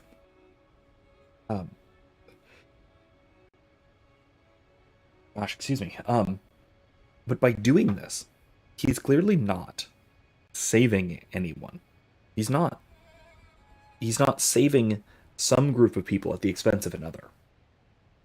That would be maybe wrong, but perhaps less wrong. Understandable, at least. Then it would be something like a trolley problem. Do you save or recover or restore or bring to life this massive group of people, your people, at the expense of another group. It's the what if you have to make sacrifices to save more lives, or to restore your people to the way they once were, or to ensure their everlasting happiness, even something like that, which is of course still wrong. It's still deeply consequentialist and deeply evil even, but it's far more understandable from an ethical perspective. It's closer to ethical. The worse problem is that what he is doing here is not actually restoring any particular people, aside from maybe the Evanuris, who are trapped beyond the veil, and he's presumably going to try and kill. Right? Rather, what we have are the elven people who exist in their current state, as Dalish, as city elves, etc., or as Qunari, which isn't a great state of being for the most part. Dalish life isn't bad. Human alienage life, hit and miss. Qunari's awful, as we've been over. But what he's doing is destroying all of them, and all of the humans, the dwarves especially, can't coexist with the Fade, and presumably the Qunari. All of them, destroying them all utterly and completely, so that a new Elven Empire can arise, of new people, presumably. People who are capable of coexisting with the Fade, which are presumably not Dalish elves. So he's wiping out not only all other people, but his people as well, so that his future people might arise. It's breaking a lot of eggs for an omelet that doesn't even exist yet, and may never. It's unspeakably evil what he's doing, and he sounds very, nice and kind about it. He's got a somber frown about what he must do. But what he must do is, again, it's unspeakably evil. What he's doing has no redeeming quality to it, despite how he's putting it. The only redeeming quality he has is his regret in advance, so it's not that legitimate regret, which I can come back to that. That's another really interesting philosophical and ethical point. But it's this expression of regret for what he thinks he must do, which is something like maybe a little bit redemptive. But at the same time, it's not actually regret, it's presumption. It's oddly similar. Excuse me. It's oddly similar to the sin of presumption, but without the aspect of potential redemption. So the sin of presumption is choosing now to sin, to do wrong, on the assumption that God will forgive you. So the most concrete example is, I might as well sin now because I'm going to confession tomorrow. Right? Makes sense. Yeah? No. That is explicitly turning your back on God. Choosing to do so is an act of grave evil. More so than any sin that you would commit by doing so. And the reason for that, and the reason that this may in fact be either unforgivable or far more difficult to overcome, especially from a temporal standpoint, from a contrition standpoint, is that by choosing to act in a way that you know to be sinful anyway, and expressing a sort of future remorse for it now, you are tainting that remorse, you're tainting that contrition by making it illegitimate and non-genuine. And so what Solus is doing here is similar, but without the foreseen act of redemption by God, because presumably he's roughly speaking atheistic. He's a god killer, if you want to go that way. And I don't see him as being particularly faithful to the Maker. But what we have here is he's expressing regret, but he very clearly doesn't mean it, because regret, part of the expression of regret is a desire to have done differently. If you regret, in other words, if you regret what you did yesterday, what that means is you wish you had acted differently yesterday. I regret what I had to do is utterly meaningless because you have accepted that you had to do it. You've accepted that what you did was the right choice, even despite knowing that it was wrong, which is what the expression of regret is, right? So if you say something like, I regret what I must do in the future, that's even worse, because you are accepting from the outset, from the beginning, before you even act, before you even choose to act, that you know what you're doing is wrong, and yet you are actively choosing to do it anyway. It's actually impressive to me just how evil Solus is here. This is actually a train of thought that I hadn't followed all the way through on before. I was almost a little bit fooled by his almost regretful demeanor, which was foolish, really. That was, of course.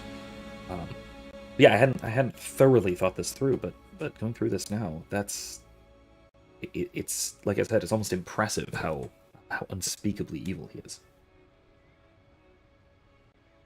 Damn good villain for the next game.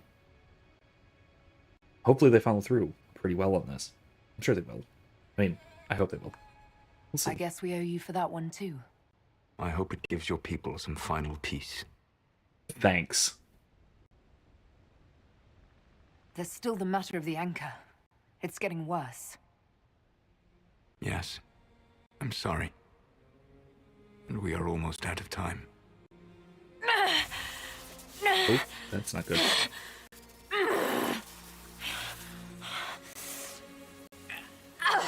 The mark will eventually kill you. Drawing you here gave me the chance to save you. At least for now.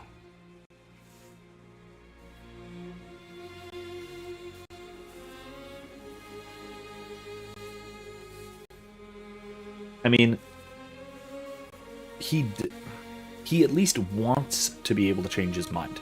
Whether he will or not, I think he wants to be able to. He knows what he's doing is regretful, and that is a step closer to knowing that it's wrong, but he doesn't think so yet. So I think, again, ideally, I would like to try and get him to change his plan. If for no other reason than he is unimaginably powerful and he was once a friend. And so we shouldn't want him to fall. So, yeah. Yeah. You don't need to destroy this world. I'll prove it to you. I would treasure the chance to be wrong once again, my friend. Take my hand. I'm sorry. Live well, while time remains.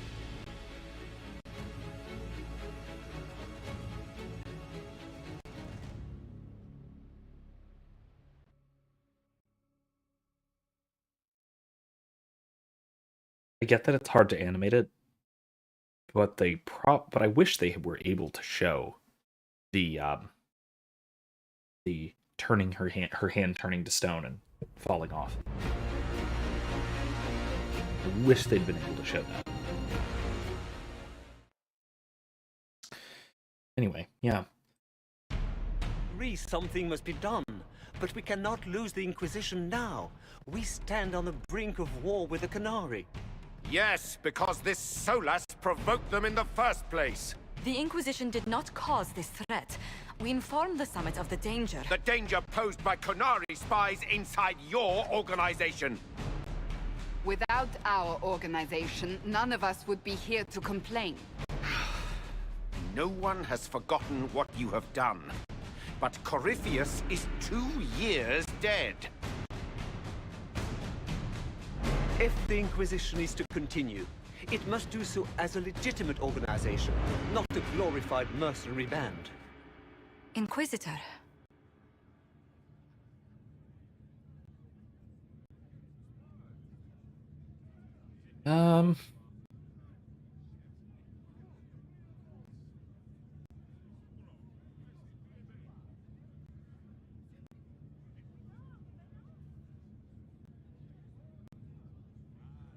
So we are going to keep the Inquisition in place, and we are going to explicitly serve the Divine. We're basically... So there's two real options. There's two real options, but there's a bunch of separate options. So there is serve the Divine, meaning we basically get rolled into as part of the Chantry. We remain completely independent, serving Divine Victoria, but as much as we were before, serving Cassandra. Or we can receive oversight from not just the Chantry, but also the various nations in Southern Thedas. Or we completely disband.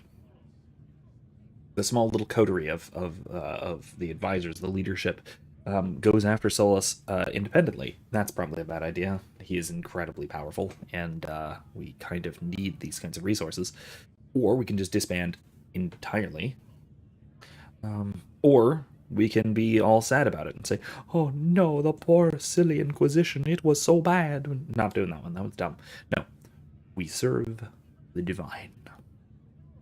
Again, I've been playing Sable since the beginning as a very devout Chantry girl. Servant of the Maker, the Herald of Andraste, and so it is perfectly appropriate that we basically become part of the Chantry. You all know what this is? A writ from Divine Justinia authorizing the formation of the Inquisition. We pledge to close the breach, find those responsible, and restore order, with or without anyone's approval. The Inquisition saved the people of Ferelden when you couldn't. We are not disbanding. And we are certainly not submitting to an Empress who only sits on her throne because we kept her there. There's worse coming than anything you've yet seen. So we'll play nice. We'll bow. But not to you. The Inquisition will act as Divine Victoria's personal honor guard. Answering directly to her, we will transition from a military force into a peacekeeping organization. My own adventuring days may be done, but the Inquisition and its mission will continue.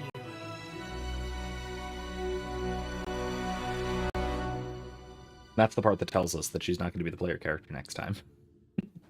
Alpha Val Royal must be here.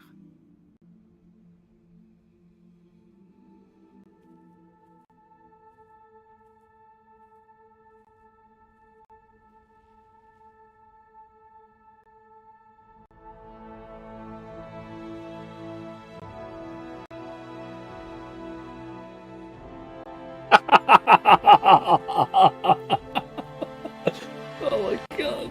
Imagine handing the Pope your next romance novel. Oh my god.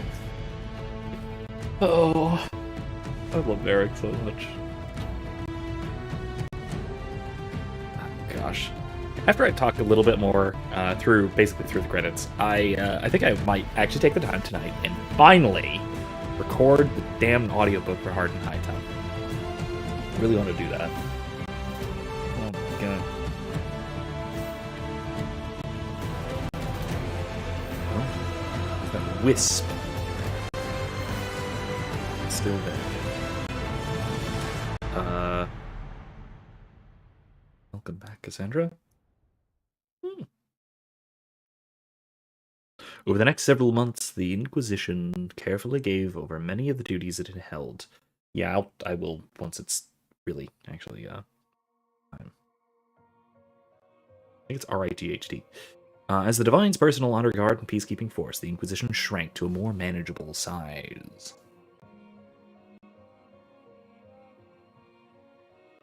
I think I'll be fine. I'll get a notice if it's a problem.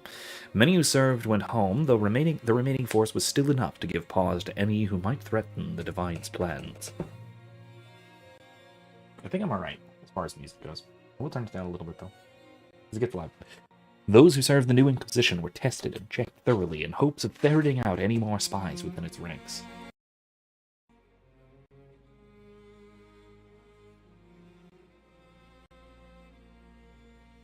With the dragon's breath disrupted and any hope of a swift victory dashed, the Qunari retreated back to the north.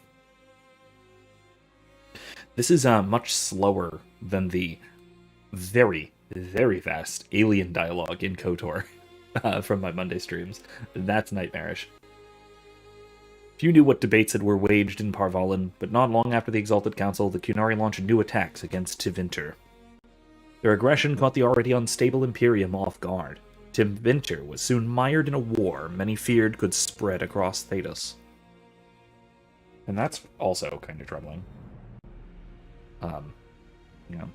Cassandra continued her reign as Divine Victoria, rebuilding fractured alliances and settling the Inquisition into its new role as her personal guard.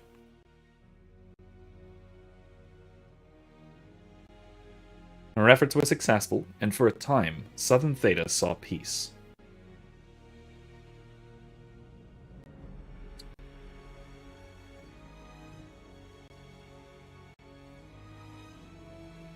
Cassandra also spent time in the Hunterhorn Mountains north of Orlais, where she worked to rebuild the Seekers. The Divine, working with a hammer to literally rebuild the Seekers. For a time, the new Seekers remained reclusive, showing no interest in worldly affairs and working to a purpose few outside their order could guess. I'm assuming it has something to do with the Tranquil? I don't know. Some believed that the end of the Inquisition as it had been heralded the destruction of the fledgling College of Enchanters. It would seem not. We'll see. Having clashed with the Circle, the college now found itself without support against the newly elected Grand Enchanter, Vivienne.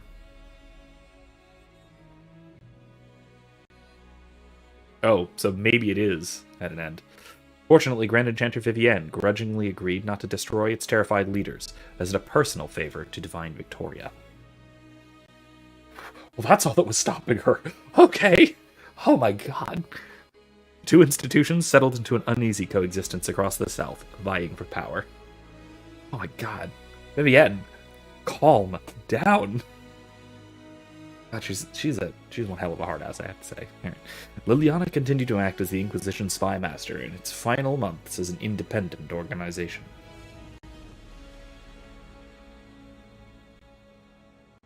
This is what she does rather than becoming divine, which is the other option. During this time, she shared many of her responsibilities with her most trusted agents, including Charter, Rector, and Harding.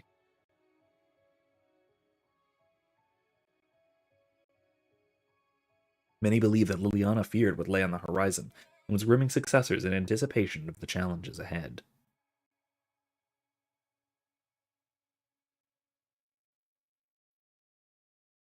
Sarah left the Inquisition with scarcely more ties than when she began, disappearing back into her confusing weave of favors and friends.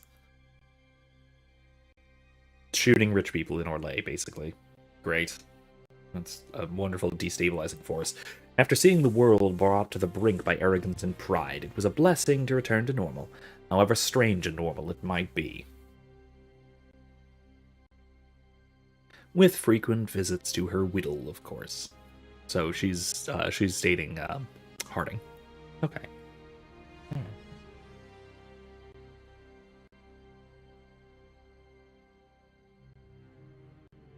Perhaps most unnerving was Sarah's standing offer to the Divine. No. Oh no. I'm about to be unnerved.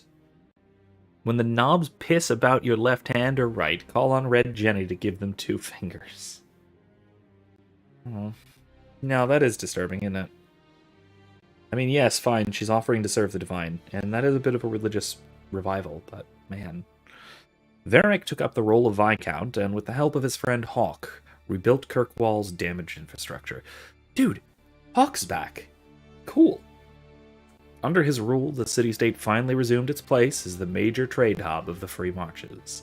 So that means that Hawke is no longer in the Anderfells. He left the Grey Warden headquarters in Weishaupt. He continued to ignore all mail from both the Merchants Guild and the Prince of Starkhaven. Oh, no Sebastian. He didn't get to hang out with Sebastian? That's disappointing. Come on, give him a chance, Varric. The Inquisition in its new role, the Bull's Chargers, returned to taking jobs throughout Orlais and Ferelden.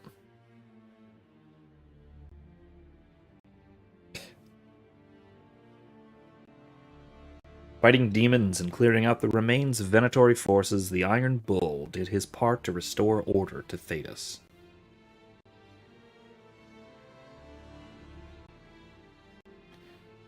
After the Inquisition transitioned to a peacekeeping role, Cullen and the Inquisitor were able to spend more time together.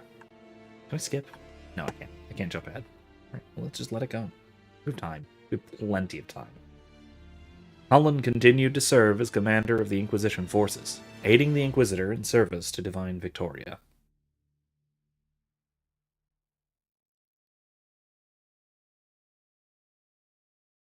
That is, after a long overdue visit to Cullen's siblings, who were overjoyed to meet their new sister-in-law. Aw. Oh, family coming together. That's sweet. I love that. That is probably my favorite romance in this game. It's just, I mean, no. My favorite is if you're playing a mage and you marry Dorian, or not Dorian. If you marry Cullen. Speaking of Dorian returned to Tevinter to take his father's place in the Magisterium. As rumors flew about the Imperium's infighting, Dorian was spoken of often as a voice of resistance against corruption. Is that his father, or is that him? If it's him, he looks old. Along with Magister Maveris Tilani, he formed a group called the Lucerni to restore and redeem Tevinter, a fight many thought hopeless. I would too, honestly. Tevinter's got problems. Those fighting by Magister Pavis's side noted that he kept in constant communication with the Inquisitor, via message crystal. Cool. Cute little thing. I kind of figured it would be bigger. Like, you know, maybe, I don't know, this big, give or take. Whether for vital information or for moral support, these talks seem to give Dorian the strength to continue his fight. Magical telecommunication is a little bit wacky for this setting, but fine. Tom Rainier was shown mercy when none was deserved, and set on a path of redemption. This gift, so compassionately given, needed to be shared.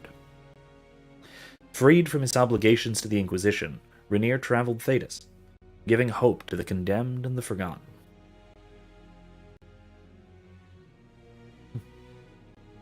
I love that too. I really love his redemption story. In the deepest prisons and pits of Thedas, he found, if not goodness itself, its potential. I love that. I really just, I love Blackwall / Tom Rainier's redemption arc. It's so good.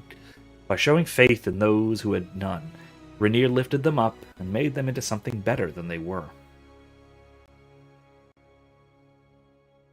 In general, it's the beauty of forgiveness. After easing the Inquisition's transition into the Chantry, Josephine returned to Antiva and her family.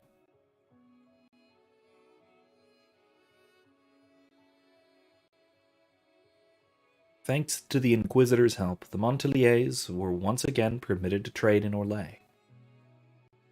Oh yeah, that thing we did with the assassins. It was a fun thing to deal with.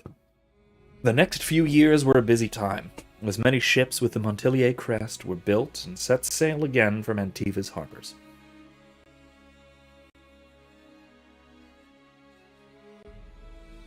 Soon, Ravani pirate captains with an ancient feud against Josephine's ancestors took to the seas, determined to rekindle the rivalry. Uh-oh. Oh, where's this going? Apart from Josephine's sister Yvette, nearly eloping with a dashing pirate prince on one occasion, Lady Montelier took the development in stride. Okay, so she didn't take her sister nearly eloping with a pirate in stride. Fine. Cole took to the road with Meriden to find a new life and a new way to be human.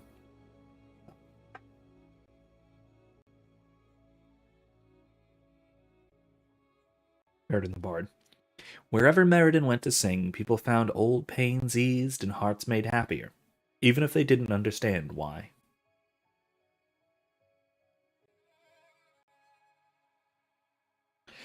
After events at the Winter Palace, elves left the Inquisition under mysterious circumstances, as did elven servants across Thedas. Great. Wonderful. None could say where they went, but those who believed the Inquisitor's story about Fen'Harel wondered just how large the Dreadwolf's forces were. Why do I get the feeling that elves will be the primary enemy of the next game?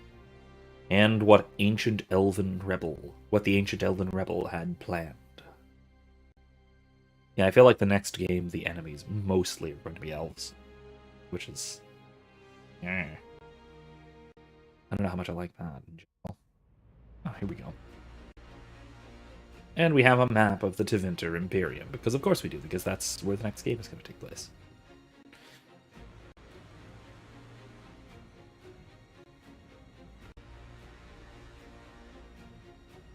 My agents have found nothing. With the Illuvians, he could be anywhere. Another elf genocide. Maintaining the Inquisition, even as a peacekeeping force, leaves us vulnerable to agents of the Dread Wolf. But also gives us the strength to respond. We will need to be careful. I agree. Solus knows everything about us. Who we are, how we work, our strengths and weaknesses. Then we find people he doesn't know. We will save our friend from himself. If we can. Yep, there we go. That's where we're headed. And yes, another elven genocide in the next game, of course, because we have to have one of those every once in a while. I'm gonna mute there while I continue talking here as the credits roll. So, actually, that's a funny story. It is entirely possible, depending on how you play, and I think you might need to be playing a Dalish. At least in the third game, you have to be playing a Dalish. But it is entirely possible to literally genocide an entire Dalish clan in each game. You can kill off the one in the Bracelian Forest in the first one if you side with the werewolves. Then in the second game, you can kill Meryl's entire clan. And then in the third game, you can kill off your own player character's clan if you make the wrong decision on a WarTable mission. The entire Lavellan clan gets wiped out if you make the wrong decision. So it's entirely possible to commit elven genocide in all 3 games so far. And Erica, I think you're right, that I have a feeling that in the next game, we're probably going to commit elven genocide again. You know what? Let's just give the music back. Nah. I'm going to keep it off just in case. You never know. But anyway, wow, fantastic series. It's been a hell of a long ride here to get all this way through. So those of you who joined me, and those of you who have been joining me, and especially if you've been joining me since the beginning, wow, first of all, and second of all, thank you. Third of all, if you like what I'm doing and would like to see me continue, feel free to throw some money at me right there at ko-fi.com/Professor McCoy. I always appreciate any donation that you can give, and I really do. Beyond that, though, there's a lot to talk about in this game and this whole series. I greatly enjoy the whole damn thing. Oh, hey, here we go. Here. This should be fine, I think. I don't know if this is copyrighted. Probably not. So let's keep going. So, as I've said over and over again, I want to kind of go through some of the big themes of this game and talk back over some of them. First of all, religion. There are tons of religious themes in this game, with the chantry, with the gods. Oh. All this shit is weird. Oh, Varric, that is a terrible title. What are you even thinking? There's a response for everybody. Cassandra just goes through and talks about everybody. I love this. The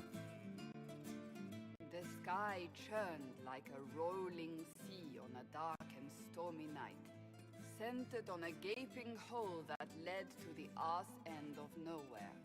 A hole that spit up many things that day, comets, demons, and a whole lot of trouble. It's about the Inquisition. No, you think? Oh, gosh. But I do think that between the religious themes of the Chantry, the religious themes of the Dalish elves, the weird traditions of the dwarves and the Kunari, what is it? In the middle, in her she looked me up and down. Let's try that. Mostly down.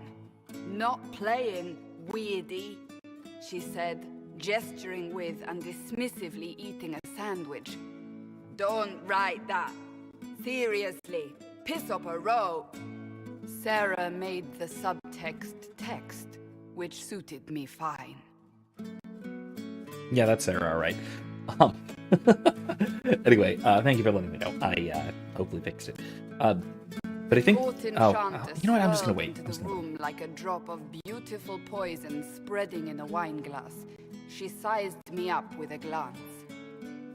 I'm so glad you made it, my dear, she said. I am Madame de Fair, the most terrifying person you shall ever meet. Oh my god, I love this sequence because it is Cassandra doing impressions of the entire Inquisition, which is just so delightful. Liliana enfolded Alphonse in an embrace as warm as a serpent's kiss. I always knew I could count on your support. The Count did not feel the bite of her poisoned dart until it was too late. Even if it requires your death. Oh my god, that's so bad. Also, this is the Divine, basically the fantasy pope, reading all this. Drops of And it's rain so much better. glistened on the griffin medallion grasped tightly in Blackwall's hand. The silverite wings of valor, they mean nothing. He flung the medal to the cold and uncaring ground. You don't know what I've done. You don't know me. So romantic. Yes, absolutely. Phoenix says, you dards finished the Dragon Age. I mean, not technically. The next game still takes place in the Dragon Age, or it's gonna. Cole moved like a shadow that also moved like a knife. A shadow wearing a hat where dreams came to die. It's a riddle, he whispered. A cold riddle that gnaws at your mind, but you'll feel better when it's gone. That makes as much sense as anything Cole says. Perfectly captures his character. Oh no, Erica's dying from cringe. My favorite thing. Yeah, so Phoenix continues. Place your herald above the law, ambassador. Whose law, my lady? Josephine's eyes glittered like angry opals. The law destroyed by rebellion, by civil war, by poor fiscal management. We are the law. Oh no. It turns out the true Inquisition was the friends you made along the way. Well, that's what the credits are telling us. I mean, she's making fun of the entire Inquisition here, working together with Varric. I love We this. left our mark on adamant, but the dust hadn't settled, and neither had Harding. I can offer you a drink, if I catch your meaning. If you caught my meaning, you'd have offered a double. What is even happening here? I don't know, but it had to do with Scout Harding accepting a drink from somebody. Oh man. God, I love the impression so much, and especially this is the Bull Pope. was a great slab of muscle with horns that could hang a tapestry. One eye scanned for threats, while the other hid behind an eye patch like a chantry sister's old sins. Come on, Oh, so he good. barked, not looking back as he entered. The dancer with the great rack comes on in 5. That is spot on, actually. Oh, this is the equivalent of the Citadel DLC from Mass Effect 3. Just this sequence. The rest of the DLC wasn't really. The But this little commander bit. had the look of a Templar who had seen the worst of humanity, yet still had the time to style his hair. This isn't just a war, he said, his gaze steely like a dull blade. It's the only war. Cullen! That's Cullen! No. Oh my god. That's all you have to say, though. That was pretty good. That's pretty good. I love how this is also just a flanderized version, like the writer's writing as another writer flanderizing their own characters that they've been writing. A class of handsome sneer cultivated by 1,000 years of Tevinter elitism. The name's Dorian, he glared. D-O-R-I-A-N. Spell it right, you marble-headed lump, or it's toad time. A toad? That's hardly credible. Nah, he could do it. Phoenix says this, your first stream, my first stream of yours was this game. I have fond memories of you roasting Martin Luther. Long live the Chad Bold Inquisition. elf spun, mage staff crackling like the city after a good man's murder. You're crazy, the Red Templar cried in terror. Moonlight glinted off ears like the knives you never see coming. Better to fade out than burn away. Ugh, Varric. Next up, you'll be excited to hear, starting next Thursday, we're going to be playing Kingdom Come Deliverance, which is even more based Catholic Chadness. Where am I? I don't... Oh, here it is. Uh-oh. The Seeker clutched at my vest, her tears as desperate as they were pitiful. Oh no. Varric, I was wrong about everything, she sobbed. Could you find it in your noble heart to forgive me? That dwarf, he put me in the book. I'm in the book. I am reading the shit out of this. Oh my god. Thanks, I hate it. Oh god. Yeah, but yes, based Catholic game coming next week. As soon as we're done with this one. So next week we're starting next Thursday. First of all, we're going to be doing we're going to be continuing Knights of the Old Republic 2 on Mondays, and then we're going to be picking up next time on Thursday with Kingdom Come Deliverance, which should be a lot of fun. Like I keep saying, I've been looking forward to the game a lot. Yeah, she's happy, shockingly. I'm so disturbed. Yeah, I also thought she was going to murder him. Yeah. Let's switch to over here. Hi. Hey, here I am. How's it going, everybody? Anyway, so before I wrap up for the night, I do want to talk a little bit about some of the themes and stuff from Dragon Age, from the whole series, just because we have a lot to talk about. And there's a lot that's been going on here. And I was talking before about religion, about the religious themes of this series, not just this game, but the whole series. There's a lot here, and quite honestly, it is spectacularly well done. A lot of games, especially sort of modern fantasy games, don't treat religion seriously. What I mean is, they usually assume something like that religion is either primitive superstition or religion is thoroughly explained away by magic. And so what you often have is... Gosh, excuse me, beer's getting to me. Just, I guess, though, still fine. But yeah, what you often will have is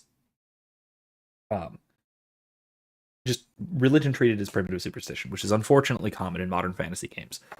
Or you have religion thoroughly explained away by magic. And what we have is magic as basically, because you have spirits, or because you have magic, or because you have, gods walking among us, religion is treated as very imminent, and there is no mystery to it. Whereas here, there is all of that. There's magic, there's spirits, there's gods with a small g, whether those are Tevinter gods, elven gods, whatever else, or demons, or spirits, or all of that stuff is very, very real, very, very demonstrable, observable even. However, there is still a kind of a sort of messianic mystery religion in Andrastianism, and with the religion following the Maker, which is a monotheistic understanding of the deity, which is so rare to see in a fantasy title, in a fantasy game, especially made by modern people, modern and modernist people. And I mean, realistically, BioWare, the same company who made these games, is also responsible for the Mass Effect series. And I've talked about some of the naive understandings of religion that we see in that series, whether that's Ashley, which we talked about in Mass Effect 1 for a while, where she's depicted as religious, with huge scare quotes, because she's religious in the sense that she thinks that there might be something beyond the material. She believes in a sort of nebulous, almost deistic god, and that counts as religious. But that's wildly uninteresting if you're talking about the perspective of existing in space with other species. A religious character would be really interesting in this setting. And the same goes for Suvi Anwar in Andromeda, which I haven't played on stream yet. I might. I might at some point. I know it had its problems, but it was fun. It was a good time. There was a lot of cool stuff about it. But given that this is a lot of the same people, it's surprising that Mass Effect does such a poor job representing religion, and this does such an amazing job representing a very genuine feeling monotheistic religion, as well as several other very different religious or vaguely religious systems. You have the elves, which are polytheistic, properly polytheistic, with a bunch of gods representing different things, and which is actually well done. Again, well done historically speaking, and well tied in with everything that we just learned in this by the end here about the Evanuris. Then you have the dwarves, who have a very sort of ancestral, but still somewhat naturalistic religion, having to do with the stone and having to do with the earth and having to do with the Titans. And then you have the Qunari, who are strictly atheistic, but still have what we would probably call religious ritual and connection to a sort of social cohesion that transcends the individual. They're very collectivist in that sense. And so the varied versions, the varied religious outlooks that we see in this series are incredible. Really, really shockingly well done. I'm always impressed. Phoenix said a bit ago, I can give you hints for Kingdom Come, since I've completed the game of 9 negative traits, hardcore. I'm not going to be playing hardcore. I'm going to be playing, I don't know, for general recommendation, 2 questions, because you are a resident expert for now. Mouse and keyboard or gamepad? What would you recommend? And then what difficulty would you recommend to start off, such that I will still be capable of holding a coherent conversation with you guys in the chat? What do you think? Should I start with the easy difficulty, or should I start with the next one up? I'm probably not going to go above that because I don't know the system well, and I do still want to, communicate back and forth with you guys. This playthrough that we've been doing right now has been easy, not casual. So there's casual or narrative, I forget what it's called, whatever it is. And then the step up from that is what we've been doing. So it's still easy. It's still relatively low difficulty mode, and you could probably tell just by how easily enemies were going down by the end there. But primarily, I tend to play most of the games that I play on a relatively easy difficulty so that I can carry on a conversation with you guys. So let me know, especially let me know whether I should do a gamepad or whether I should do mouse and keyboard, because that's actually something I really I'd want to know from the outset while I'm setting everything up. Also, it's a weird thing to ask, but where should I put my face? I don't know how the HUD works, how the display works, whether I should be like down here in this corner where my microphone is right now, which is where I was for Dragon Age, or I should be in a different corner or something else. So if you think of anything, let me know. I don't know. Okay, anyway, do let me know. Phoenix says play on normal difficulty, get a mod for a free save game mod, because the base game has limited saves. I don't know if I like that. Yeah, I'll have to look into that. You played with a mouse and keyboard. If you're doing thievery, then gamepad will be detrimental. Really? Interesting. Does mouse and keyboard work fine for the combat? Because I know a lot of times mouse and keyboard is really kind of awful for melee combat. In my experience. Like this game. Honestly, this game, I almost could not play a melee class with mouse and keyboard. Like, I couldn't do it. I was going to play mage, really, until I actually got a functioning gamepad for this one. But, yeah. The mouse and keyboard melee combat always bothers me. Like, it bugs me in Skyrim, it bugs me in this game, it bugs me in bottom things. Bottom right's fine, the HUD is small. I don't recall anything important being there. Okay. I mean, if there's a spot on the screen where there is no HUD, where there's no parts of the user interface, and especially I don't want to be blocking subtitles. This game, actually, one of the things it's a weird thing to talk about, but one of the things I love about the Dragon Age series is that the subtitles are on the top. And I know most games you can't really modify that. You can't put them anywhere. You can't put them wherever you want. Whereas Dragon Age, it's by default, it's up at the top, which is great because I always find myself like reading subtitles when playing a game, and that means that your eyes kind of go, ooh. And that's annoying because then you're not looking at the characters' faces, which are, here, which that always bugs me. That always bugs me a lot, because if you're looking at the subtitles, which are about here, right, then you're looking at the characters more or less right in their faces while also reading the subtitles. Anyway, the minor thing to praise Dragon Age for, but it's always a thing that I really appreciate, and it's something that not a lot of games do. Sadly, I wish they did. I really wish they did. Even like movies, I don't know if like most video players don't have an option of putting subtitles along the top, and I wish they did, because again, that's where people's faces are, typically, at least in most framing. So yeah. Anyway, so yeah, I'll keep more or less my Dragon Age setup, unless I wind up changing things. Who knows? So Phoenix says I only play as mouse and keyboard and able to slay just fine. Might try it gamepad and see if that works. If you're concerned for subtitles, then top right should be okay. HUD is small. Okay. All right. I'll give that a shot. I might move things around then. We'll see. And if I need to move things around while I'm playing, I can do that. Like, there's nothing stopping me. It's just inconvenient. Anyway, so that should be a lot of fun. I'm definitely looking forward to it. The other thing is, so some other things I noticed about this game is there's a weird contrast, in my view at least, between the overall tone of the world, which is very dark fantasy. It's high fantasy, but it's dark. There's a lot of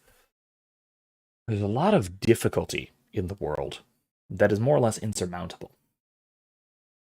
And what I mean really there is that this is not a world that I would like to live in any way, really.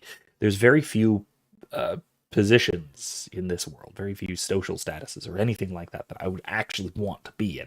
If anything, maybe a free citizen in the free marches somewhere might be okay. Maybe. But man, that's really narrow. That's real narrow. So maybe not. I don't know. But at the same time,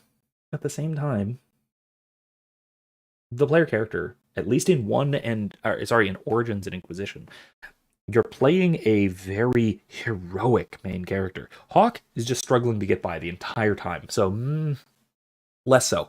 But he at least has the benefit, the sort of moral benefit of that game is the very close-knit friend group that Hawke develops, which is great. I love that. But in Origins and Inquisition, you're playing the big damn hero who is saving the whole world and is doing so very nobly and very morally, very ethically, or at least you can.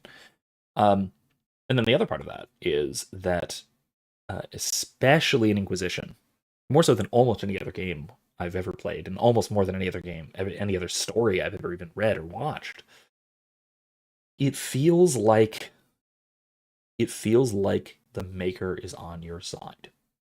It feels providential. The entire game feels like you are driving forward towards the proper and correct end goal. You're doing the right thing, going along the way. You are being led along by the Maker. You are the Herald of Andraste. You're the chosen one. You're doing good for everyone. And it's incredible. It's a really, really interesting a setup, a feeling, a sensation, something that's very very distinct. It's not the kind of thing that I would really that you typically expect from, especially most modern stories, and even more so from a very dark fantasy kind of story like this one, where the world is kind of rough, right? Everything that's happening is bad, awful, terrible for most people. But then you're the hero. You're on this path of victory this whole time. And throughout Dragon Age Inquisition, at least after Haven, you're always one step ahead of Corypheus. Always. The whole time. Yeah, Phoenix says you feel like you're being led to the promised land. Yeah. You feel like you are on the... It's almost like... So my patron saint is Saint Drosnos. Drosnos of Soissons. And because I thought I was really cool when I was 13 when I chose him, he is the patron saint of invincibility and thwarting the plans of your enemies. My bishop had never heard of him, but he's great. He's really cool. His hagiography is very interesting. It's brief, but it's interesting. Where he was negotiating. He negotiated with a Frankish pagan king or lord, noble, somebody who basically a king, who wanted to kill him, and he managed to negotiate not only his life, and not only the lives of other Christians in his kingdom, but negotiated the foundation of several monasteries around Soissons, around France, that region of France. And those monasteries went on to play a major part in the conversion of the Frankish kings. And so he has the patronage of undermining the plots of one's enemies, because he basically undermined this plot of this pagan king to destroy him and all Christians in his kingdom through God's grace, through peaceful negotiation, rather than through military defeat.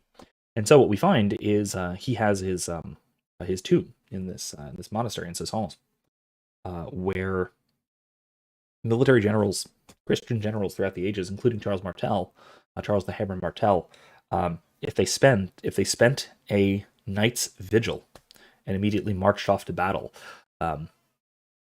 the legends say, and this was true in Charles' case, that they would be wondrously victorious. They had been, at least Charles Martel was. He spent a vigil. He and his army spent a full night's vigil before marching down across the Alps into what is now Spain. And so it feels like that. It feels like the plots of our enemy, Corypheus, are being constantly undermined. There is no... that we're being led properly and they're not. We are being guided by the hand of the Maker in the game's case. So that's actually something I think that is really, really cool about the writing of this game, and they accomplished it without being so explicit about it, and they even give you the opportunity to say, no, I'm not the Herald of Andraste. Like, insisting upon this the entire time you can. Especially if you're anything but a human female warrior or rogue, if you're a Dalish elf, or if you're a Qunari, dear God, if you're a Qunari, or if you're a dwarf, or even if you're a mage, a human mage even, it really gives you the opportunity to say, no, I am not the Herald of Andraste. I'm just the leader of this organization trying to stop Corypheus. That's what I'm doing. That's all I'm doing. But despite that, you still have this. There's still this story of as if you're being led by the Maker to victory. It still feels like it's there.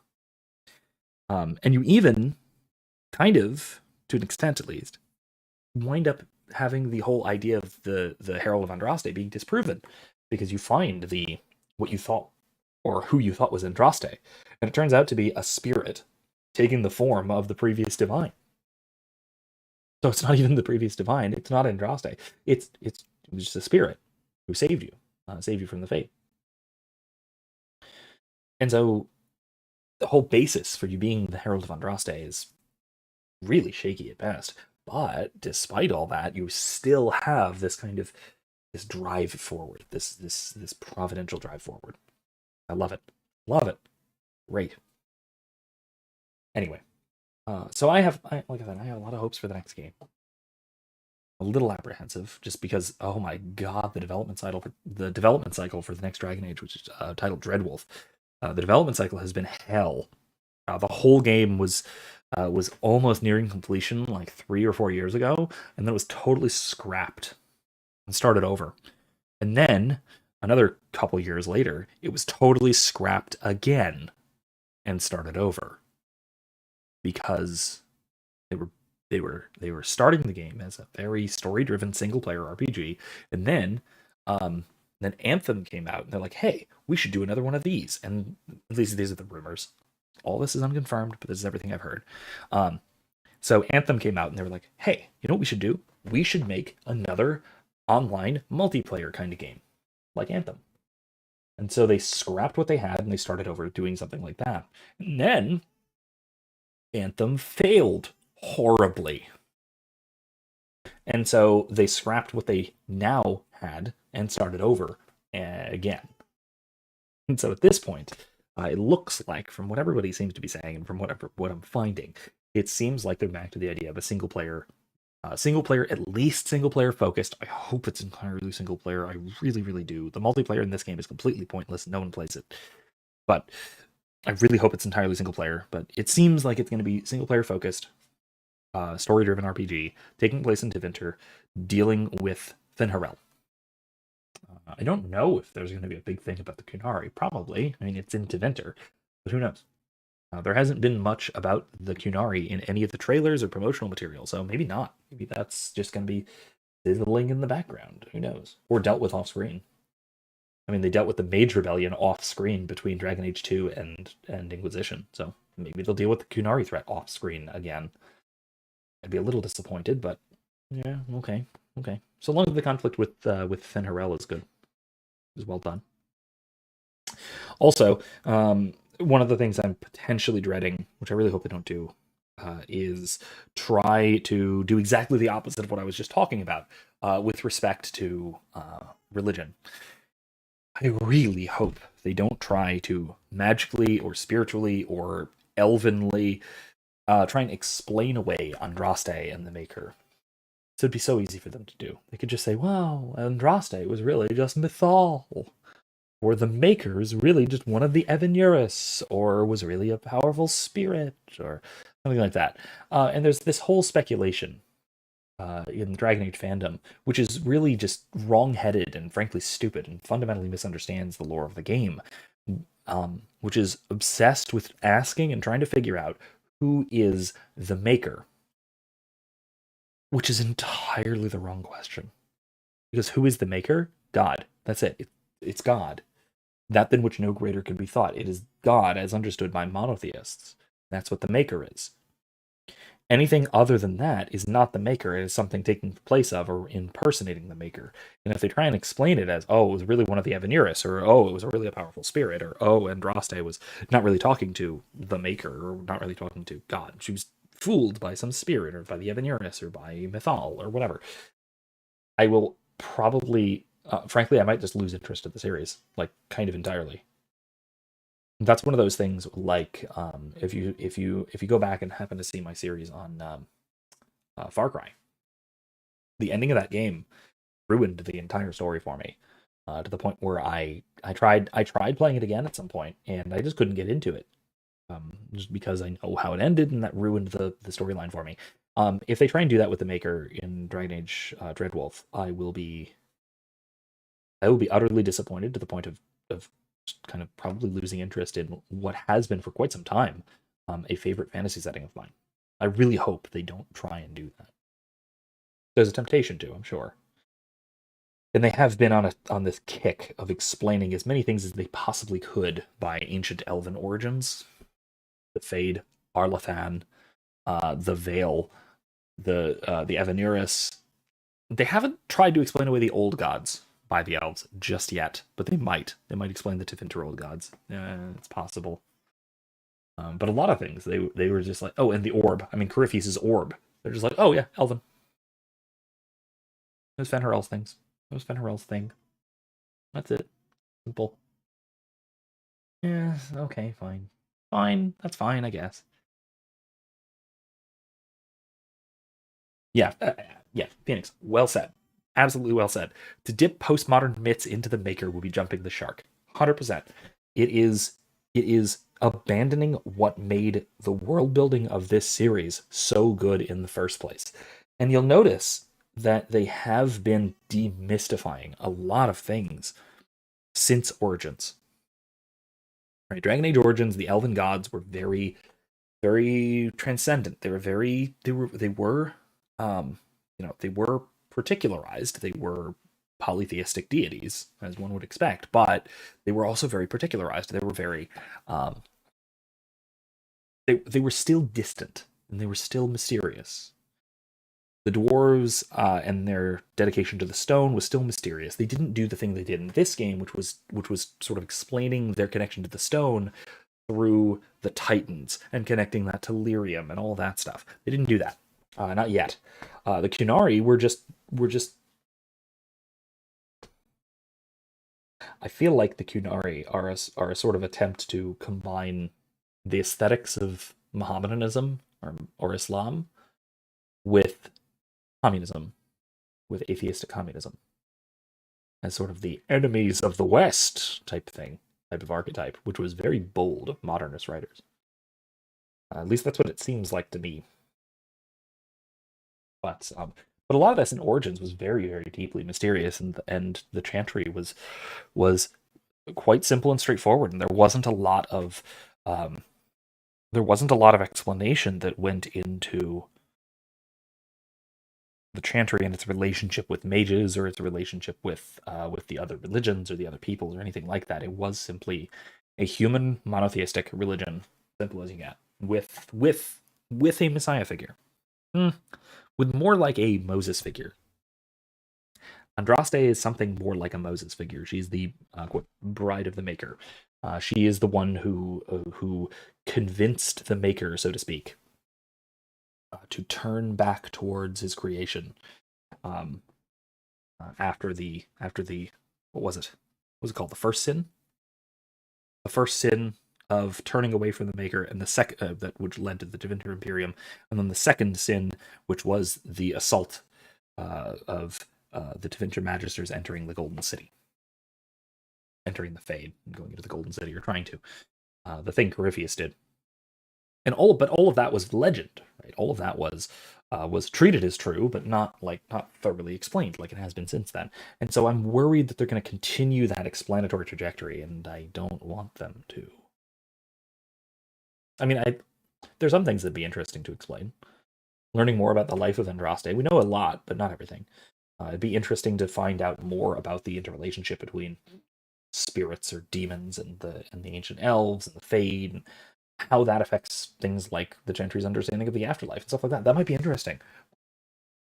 If they start trying to explain God away, I will get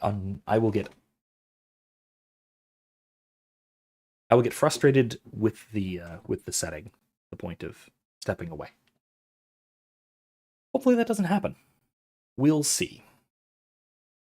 We will see. Anyway, like I said though, I do have high hopes. I do have genuinely high hopes for the next game. I do think that they follow more or less the trajectory they're on, and they don't jump the shark.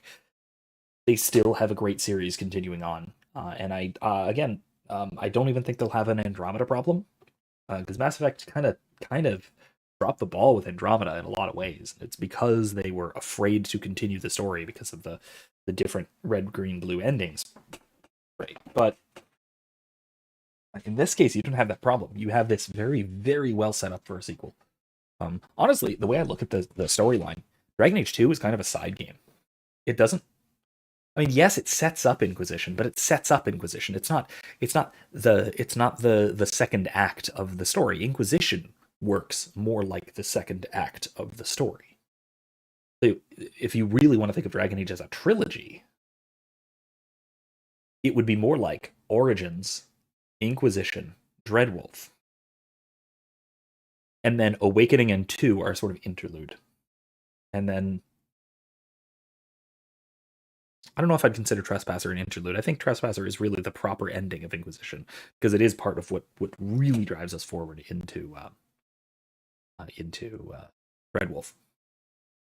Also, another thing I'm a little bit disappointed in, Awakening. Speaking of the major story DLC for Dragon Age Origins, Awakening, the whole architect thing. There was another intelligent darkspawn, one of the Magisters, one of the original Tevinter Magisters, who we meet in that DLC. The Architect of Beauty, who we never see or hear from again. Why? I wish we did. He would have been an interesting counterpart to Corypheus, but maybe still, who knows? Anyway, I think that's about all I have for tonight. That's about all I have for the series. That's about all I have for you guys. So I'm going to wrap up a little bit early tonight, since we did finish the series finally in 38 episodes. Once again, this game alone has been the longest series running on this channel so far. And this whole series, Dragon Age from start to finish, has been unbelievably long. We've been doing this for over 2 years now, if I'm not mistaken. And no, that can't be right. There's no way. Have we? I'd have to check that. We might have been doing this for 2 years. No. No, because I started in December 2020. So we haven't quite, it didn't quite take 2 years. Just less. Just less. Anyway, though, thank you all so much for joining me. I had a wonderful time with this series. I'd like to revisit it at some point, maybe closer to Dragon Age 4, whenever that winds up coming out. Who knows? I'm not going to do the whole thing again. Dear God, no. I don't want to take another 2 years. Hey, maybe by then the next game will come out. But I may revisit parts of it or do something again, something related to it before the next game comes out at some point, because I do, again, assuming that it doesn't jump the shark horribly, I do want to play it with you guys when it gets here eventually. So, once again, if you would like, hold on a second. If you like what I'm doing, you'd like to see me continue what I'm doing, right there, you'll find my donation link to ko-fi.com/Professor McCoy. And I would greatly appreciate anything you can throw my way. It helps me keep doing what I'm doing. And hopefully you've been enjoying it, and hopefully it's been informative and helpful and entertaining and all of that. So with that, I'll see you on Monday for KOTOR 2, and then I'll see you again next Thursday for starting Kingdom Come Deliverance. Been looking forward to it. Looking forward to it still. I'll see you then. Good night.